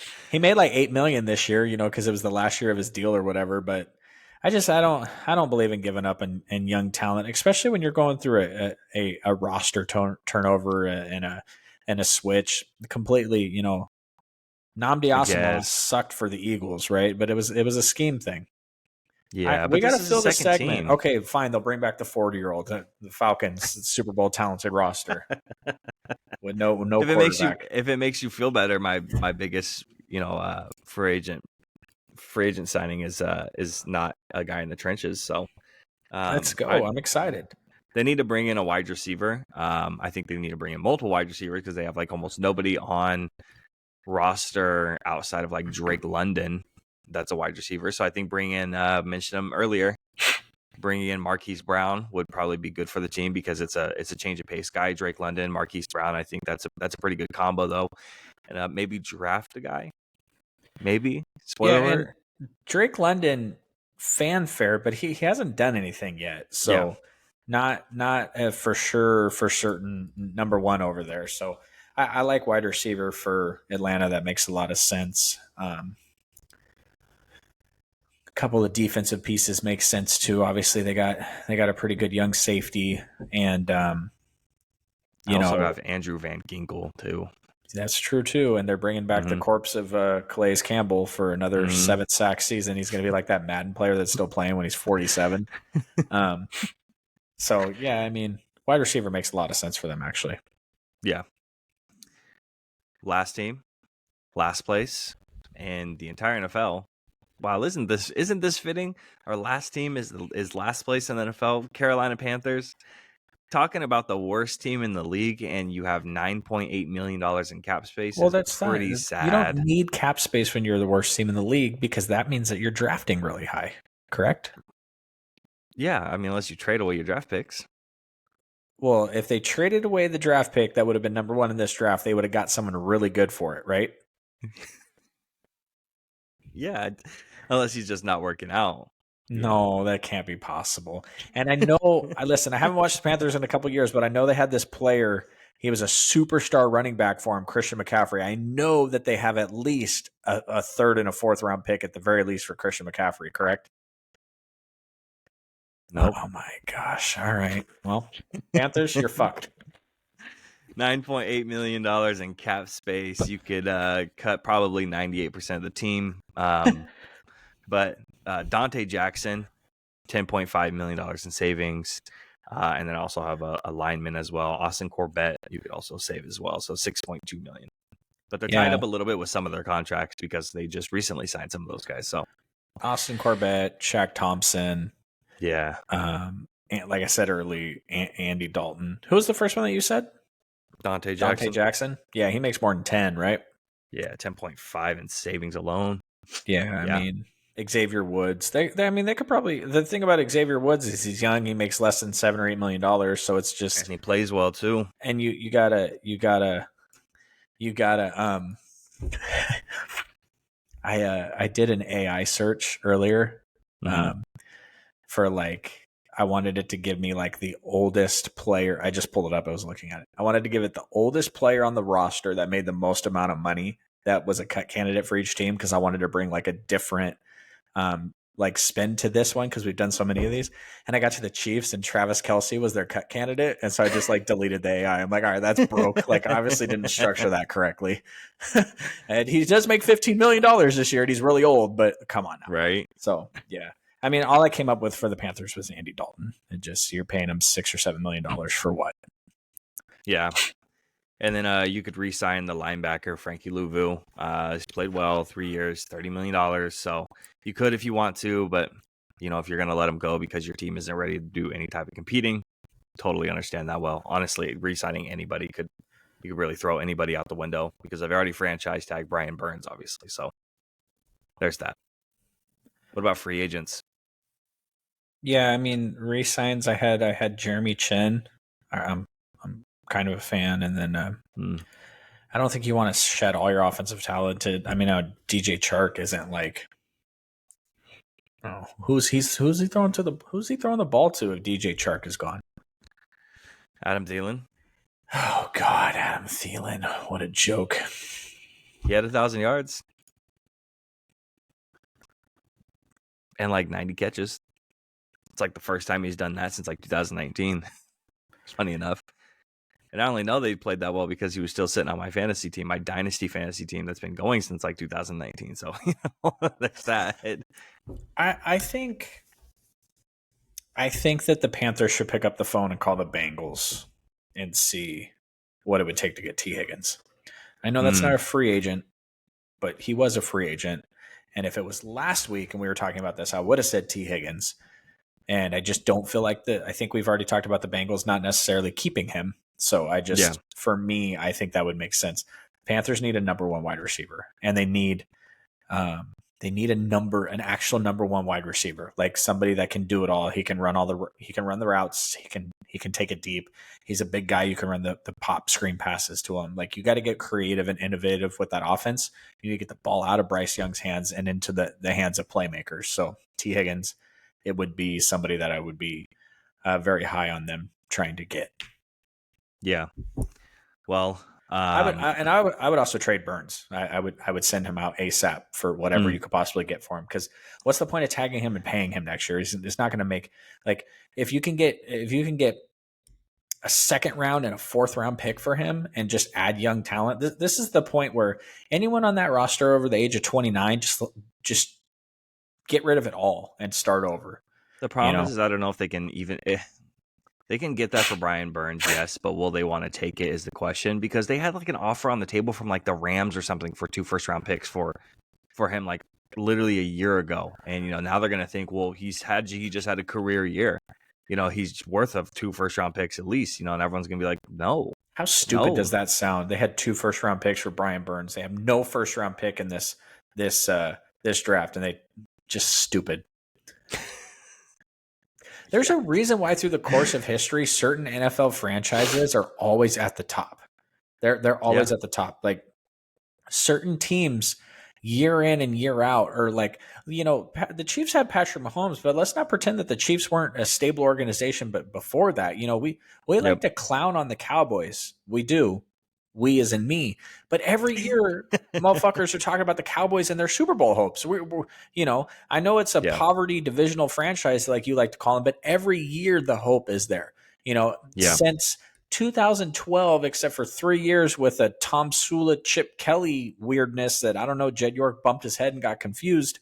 The 49ers every year, they're talking about the fact that they're going to go deep in the playoffs. When was the last time we said anything positive about the Carolina Panthers except for one miraculous season by Cam Newton? 2015. Who we're not supposed to talk about on this podcast. Yeah. No, and it's year after year, right? With other franchises too. When's the last time the Raiders have been good? 70s? Yeah. I mean, yeah, outside of pop random years here and there, but wow, early 2000s. The Bills they freed up all that money to sign Mitchell Trubisky. I told you right before the podcast started that they were reaching out to sign him, bro. And they signed Taylor Rapp. Yep. You're a Bills fan today. You're looking at Tre'Davious White is gone, Poyer's gone, all this stuff, and they're like, "Whoa, we signed Mitchell Trubisky." Boom. Yep. We signed our all-star corner to sign Mitchell Trubisky. It's the MVP, not the MVP. He's the MVP. Okay. What's that? The Nickelodeon Most Valuable Player. That's true. I totally forgot about that. That's excellent. All right, do me a quick favor for those watching us on YouTube. I think we had 3 viewers the last time I checked, so that's what's up. We got to get a thumbs up on that video because that's what they say on all the other podcasts. And for some behind the scenes, sometimes Jacob has to carry the podcast while I run to the bathroom, so he's going to do that now and take us into the next segment. So here we go. Do you want to go? Wait, hold on. Do you want to do we're at hour 30. Do you want to do the free agency draft, or you want to just go in the mock draft? This was a lot of free agency talk, and we talked about everybody for the most part. So let's just hop into the mock. All right, I'll go ahead and share my screen. All right, for the viewers, I am currently pulling up PFF, the mock draft simulator. I think it's probably the best mock draft simulator out there. Currently, years past, we used a different one, but they shut that one down for some reason. It was going through a full revamp last year, and it never happened. Sad times. All right, and I'm just going to go ahead and pull up.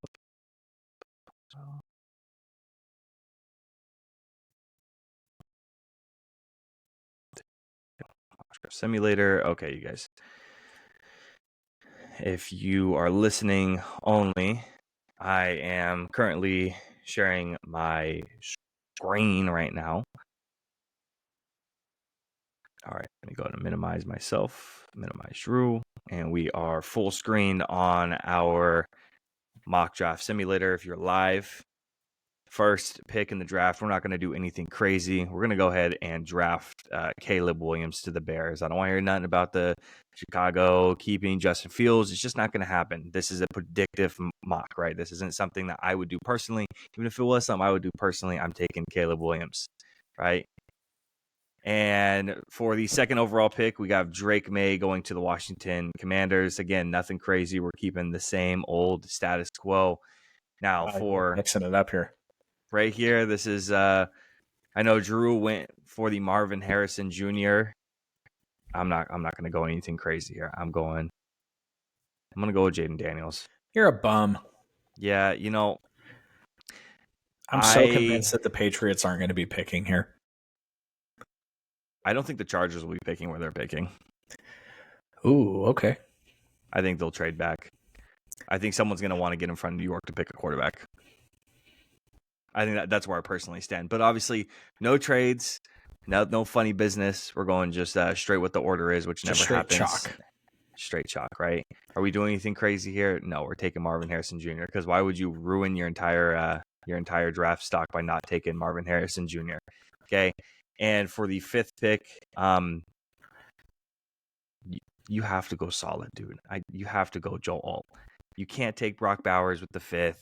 If you trade back and you go closer to like the 8th, the 9th, the 10th, 11th, 12th, like if you go back further into the teens and then you take Brock Bowers, I'm cool with it. I'm okay with it. I'm solid.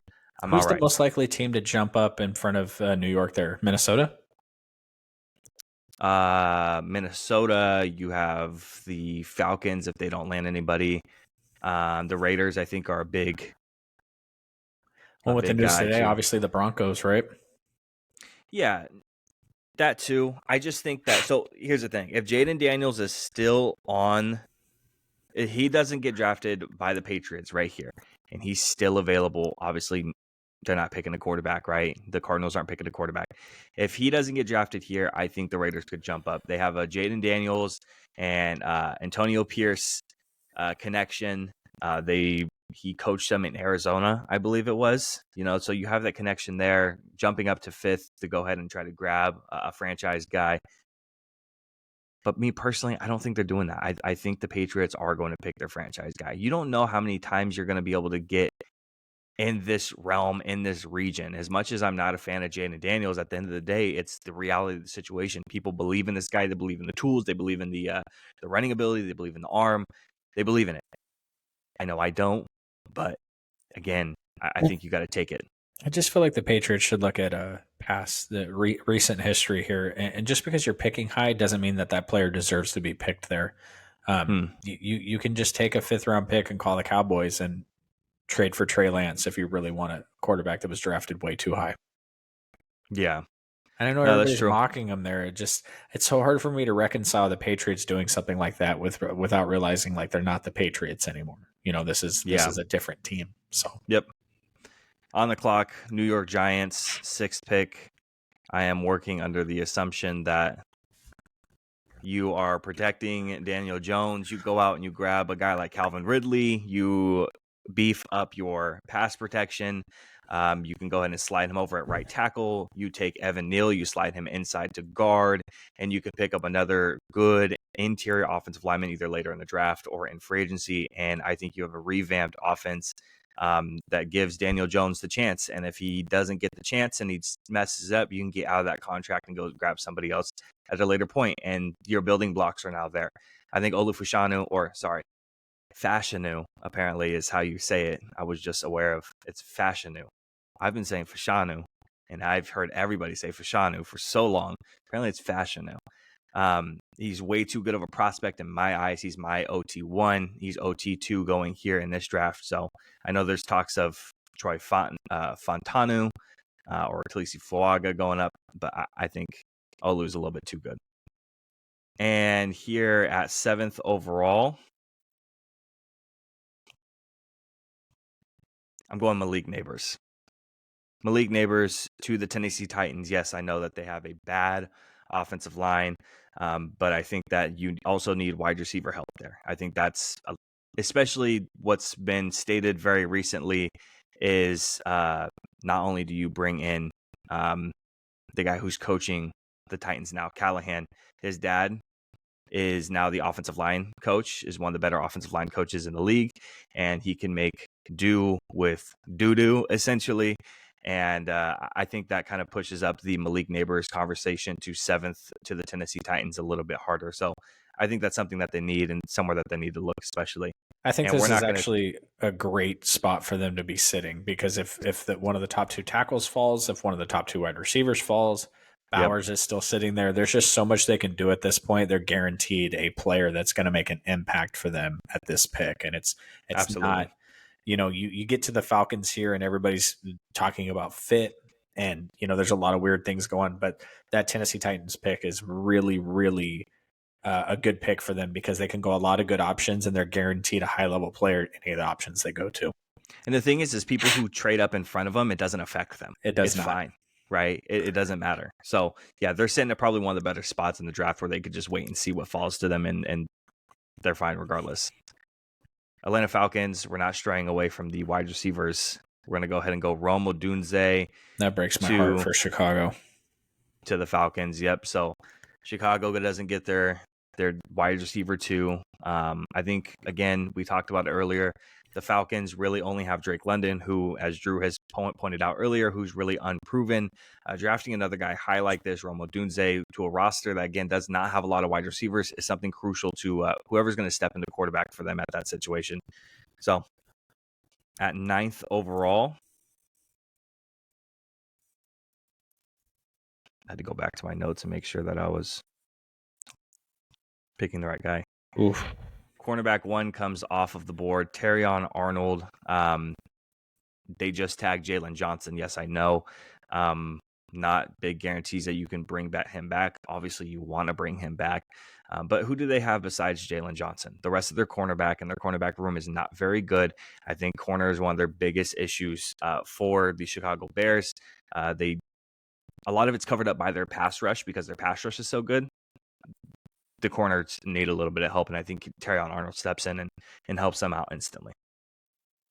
And I have 10th overall, Talisi Fuaga, going to the New York Jets. Offensive line help. Don't really need to see too much about it. I thought the Jets had a good offensive line. Just kidding. I was like, Cornu, why? Because they have Mekhi Becton, your favorite player. We're gonna get Aaron Rodgers some help here at number 10. I don't care what happens in front of this. I think outside of like Marvin Harrison Jr. falling to 10, no matter what happens here, they got a stud at wide receiver. They got running back. I think they really need to invest a lot of capital in offensive line, draft wise and free agency wise. So we have the top 10 picks now. Caleb Williams, Drake May, Jaden Daniels, Marvin Harrison Jr., Joe Alt, Olufashanu, Malik Neighbors. You have Rome Odunze, Terrion Arnold, and Talisi Fuaga. What do you think about the top 10? Any comments or any issues with anything so far? Yeah, no, congratulations on having the most predictable and boring top 10 in the history of anything. I think if we took all the mock drafts, stuck them in a blender and spit them all out, what the most likely outcome was, I think you've nailed it. So the good thing is we know that the NFL never does that way, and your top 10 is guaranteed to be a pile of shit by the time the draft comes because at least 3 of those teams won't be picking there. So yeah. Now we have obviously Minnesota Vikings. Not going to change it from Drew's. Do it. JJ McCarthy. Let's go! He's ready to play, suckers. Oh man. And with number one passing offense last year, apparently. Number 1 passing attempts. They'll do that again.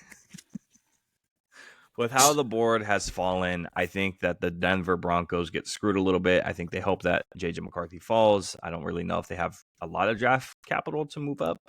But I think that something that they need help on big time is that defensive line. Byron Murphy going to the Denver Broncos, I think he is going to go pretty high. I mean, there's even talks about him being the first defensive player off the board in general, over Dallas Turner, over Terrion Arnold, over Quinyon Mitchell, over a whole bunch of guys.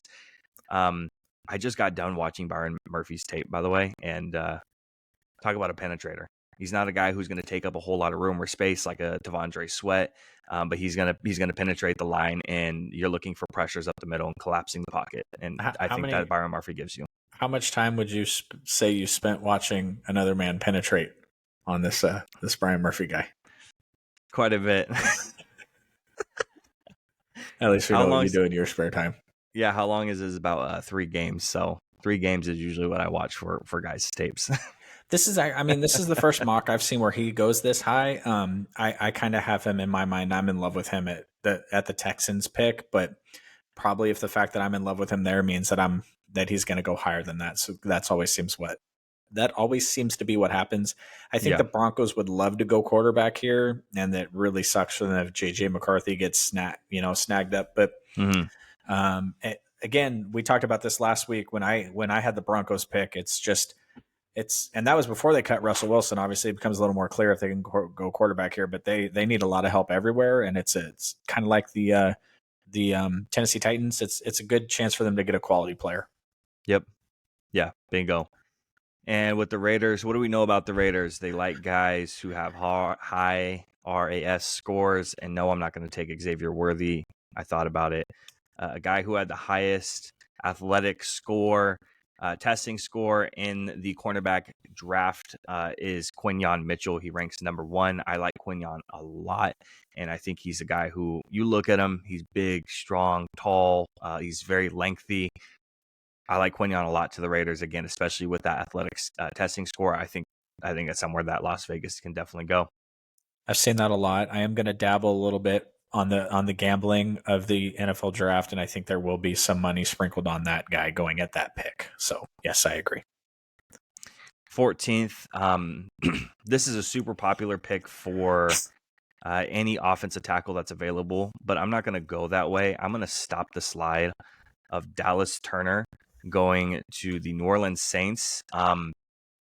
You don't have any other edge rusher outside of I'm forgetting his name, Cam Jordan, who's aging and his play is starting to slip a little bit because of that age. I think you brought in an edge rusher a couple of years ago at the end of the draft, and it didn't work out. And honestly, dude, if you look at the Saints' early draft picks from the last couple of years, they've been pretty bad. I mean, you were talking about like Trevor Penning hasn't worked out, and that's a big reason why you're looking at tackle for this spot. Trevor Penning was never going to work out. I hated Trevor Penning coming out. He sucked. He was super raw, and his athletic ability was not that impressive. I just did not like him. You know, there's athletic guys in this tackle group coming out that I really like that we're going to see.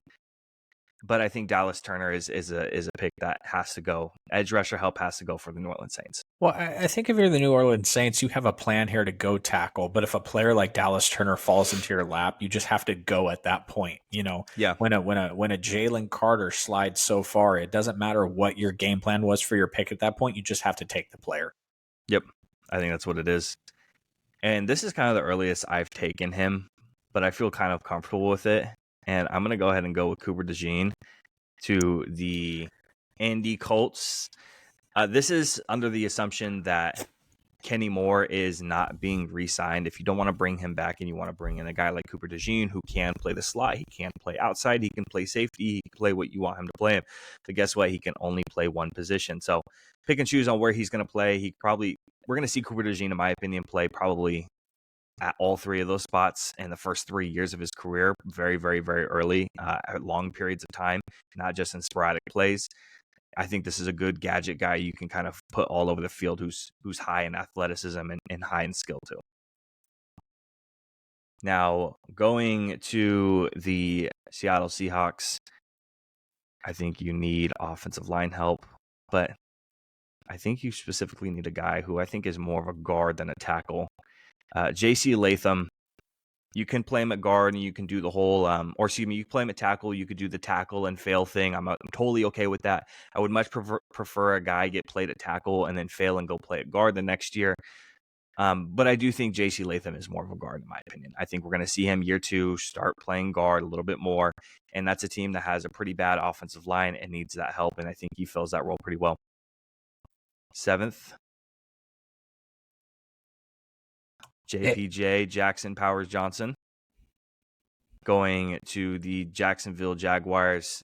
Again, Luke Fortner is not a very good center. You're going to be looking to replace him. Jackson Powers Johnson falls to the spot. I think you got to take him.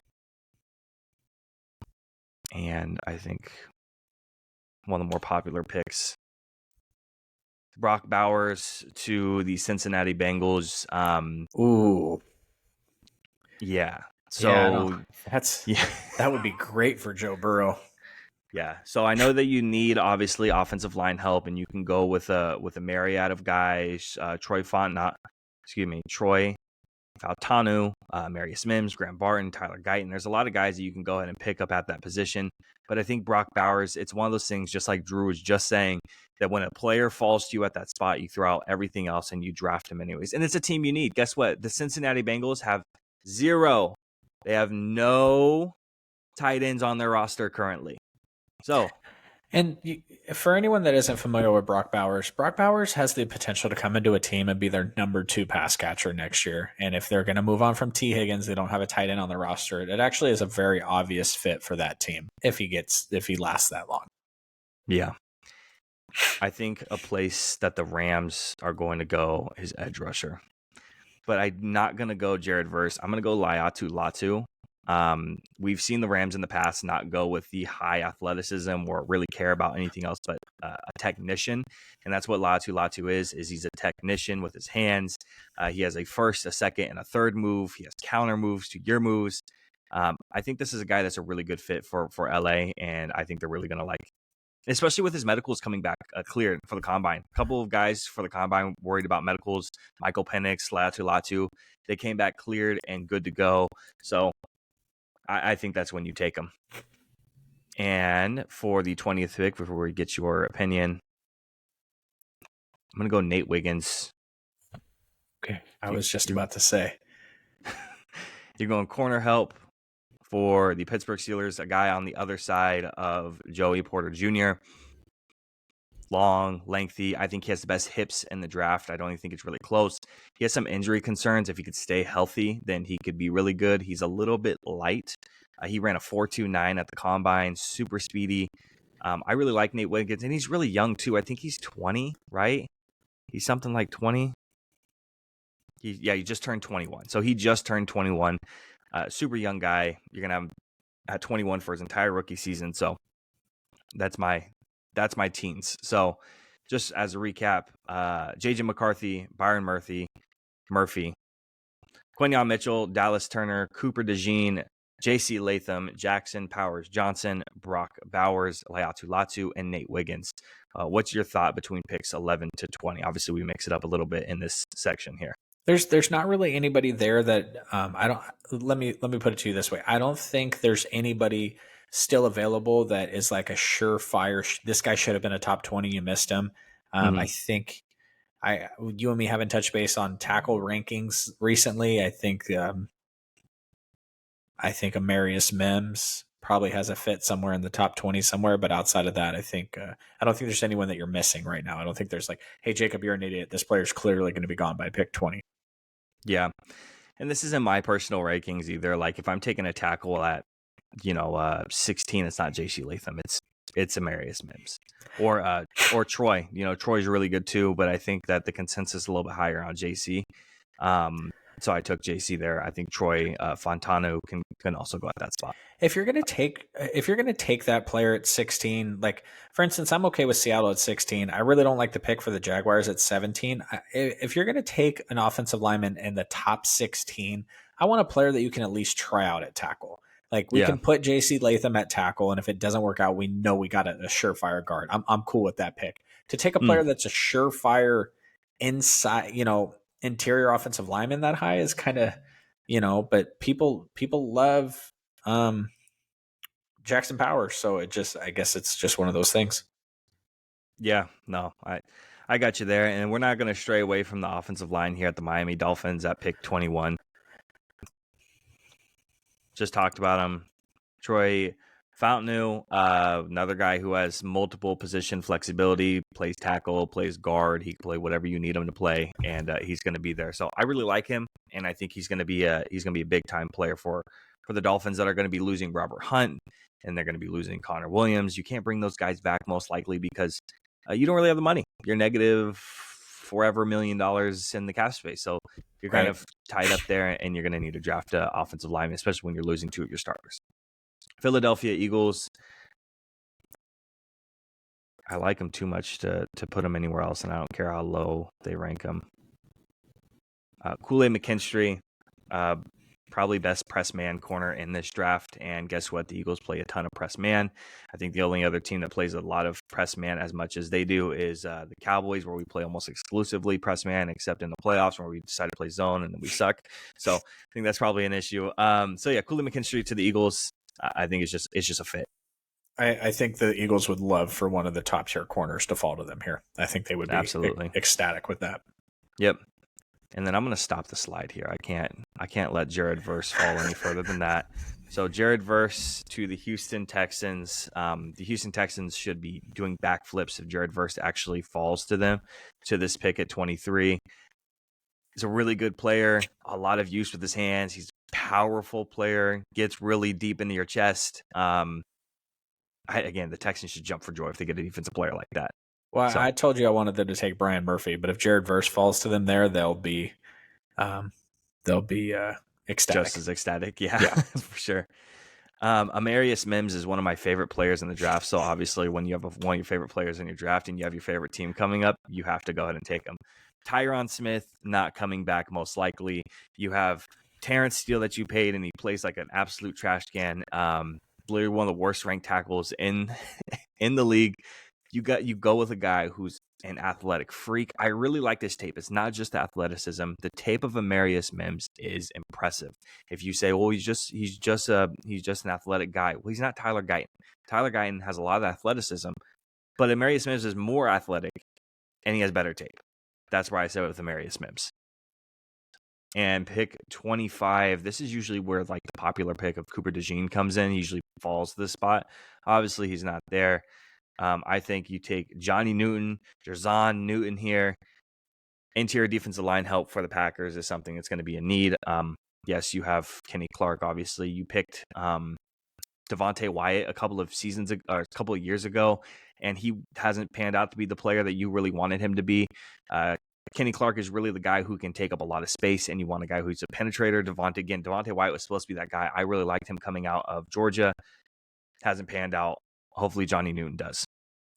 This is a very, very popular pick. Green Bay, the lot of corners here is what I've seen a lot. But the Newton pick is a great fit for what they're trying to do, because they just need to add talent to that defensive side of the ball, because their offense can score. So absolutely. And man, Tampa Bay Bucks, you know what they need? They just tagged one, but I think they need another one. I am having a safety going in the first round. Tyler Nubin out of Minnesota, big-bodied safety. He's like your true single high guy, but he's so big-bodied you can play him in the box. He's a pretty good tackler as well. I really like Tyler Nubin. I think he's the number one safety pretty handily. The other guy that I think might be close to the number one guy for safety is Cam Kinchins. He could play wherever. I mean, dude had a million snaps in a million different places last year for Florida. So Miami, excuse me. I almost said Florida. I know all the Miami fans probably got a little upset there. So Tyler Nubin to the Bucks gives you a little bit of flexibility with Antoine Winfield. Again, maybe you're on a kind of a borrowing time currently with him being on the franchise tag. And I have Mr. Athleticism coming down. Tyler Guyton going to the Arizona Cardinals at pick 27. Need offensive line help. A guy who's a little bit raw. He's not ready currently right now, but guess what? Neither is your team, and you're ready to go ahead and take a developmental tackle here at this spot who has a lot of potential. I'm not letting any more wide receivers fall at this point. This has to be Brian Thomas to the Buffalo Bills. Speed guy, 6'4". He's like one of three guys over 6'3" to run like a 4.33 40-yard dash of all time. So, and it's not just speed. I think he runs a decent route tree. I think he needs to expand on it a little bit more. But when you're losing a speed guy and a deep threat like Gabe Davis, you replace him with Brian Thomas. I think you're getting a pretty damn good replacement. Tough roll of the dice for the Detroit Lions to watch Brian Thomas go one pick in front of him. Yeah, it for sure is. But if you're really looking for speed, which I am, I'm going to go ahead and I'm going to grab Xavier Worthy here for the Detroit Lions. Xavier Worthy and Amon-Ra St. Brown. Yep. So I don't again, even think Jared Goff got enough arm strength for all that speed. you were wanting Jameson Williams to be the speed guy on your team. Spoiler I don't think he's not. He hasn't worked out very well, right? So you come in and you bring Xavier Worthy in to be the speed guy, and it's not just speed. He has the routes to go along with it. I like him at this spot here. I don't like the way this is breaking. Now left we have another wide receiver going to be coming off the board right here to the Baltimore Ravens. And it's Keon Coleman. I'm taking Keon Coleman here. A big-bodied wide receiver. I think you have, excuse me. I think you have your guy who can run the underneath. Obviously, Zay Flowers runs a lot of underneath routes. Yes, he can go deep, but a guy who's a contested catch guy. Rashad Bateman is not that guy. He can barely stay on the field as it is. If you want the best contested catch guy in this draft, Keon Coleman is your guy here. And now we're at the Niners. What do they need? They need offensive line help, right? That's even PFF says it, man. They just need, what do you need? O-line. That's it. It doesn't even specify. So a guy who has 5 position flexibility, Graham Barton coming from Duke, going to the Niners again, 5 position flexibility, I think is what the Niners need. And I think this is what they're going to grasp at with Graham Barton. He's another guy who's a little bit more developmental, played a lot of left tackle at Duke, but I think he can slide over and play all 5. He got snaps at all 5 at the Senior Bowl. If the 49ers are sitting in this position the way that this broke, I'm going to be screaming at my TV. I'm going to be screaming at you live streaming about a certain guy from Penn State who is setting the world on fire right now. So, and I have one more wide receivers flying off the board to Kansas City Chiefs. One of my personal favorites out of the draft, A.D.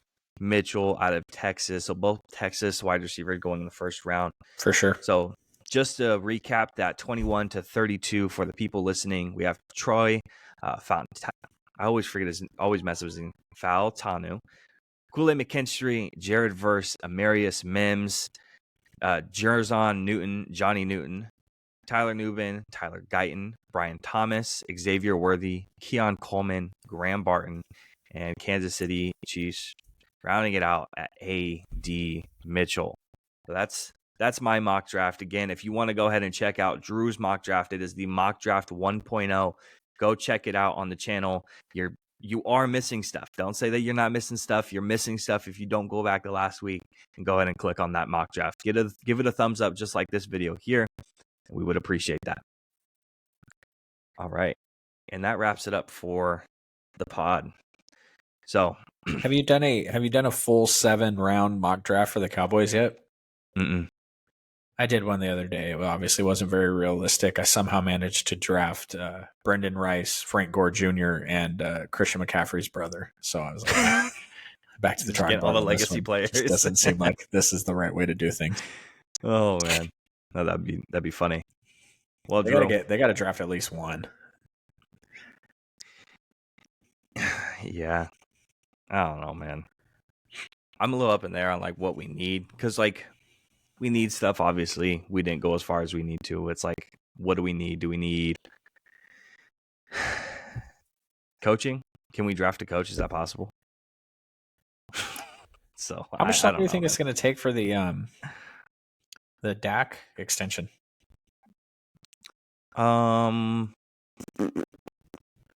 Before next week. Before next week's pod? Mm-hmm.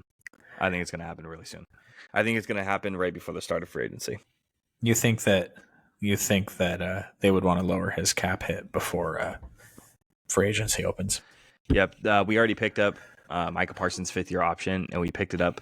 And would we pick it up as a linebacker or an edge rusher? I don't remember. One of those two has a higher 5th-year option, and we picked up the lower one. So Micah basically like chose the lower one, so we can.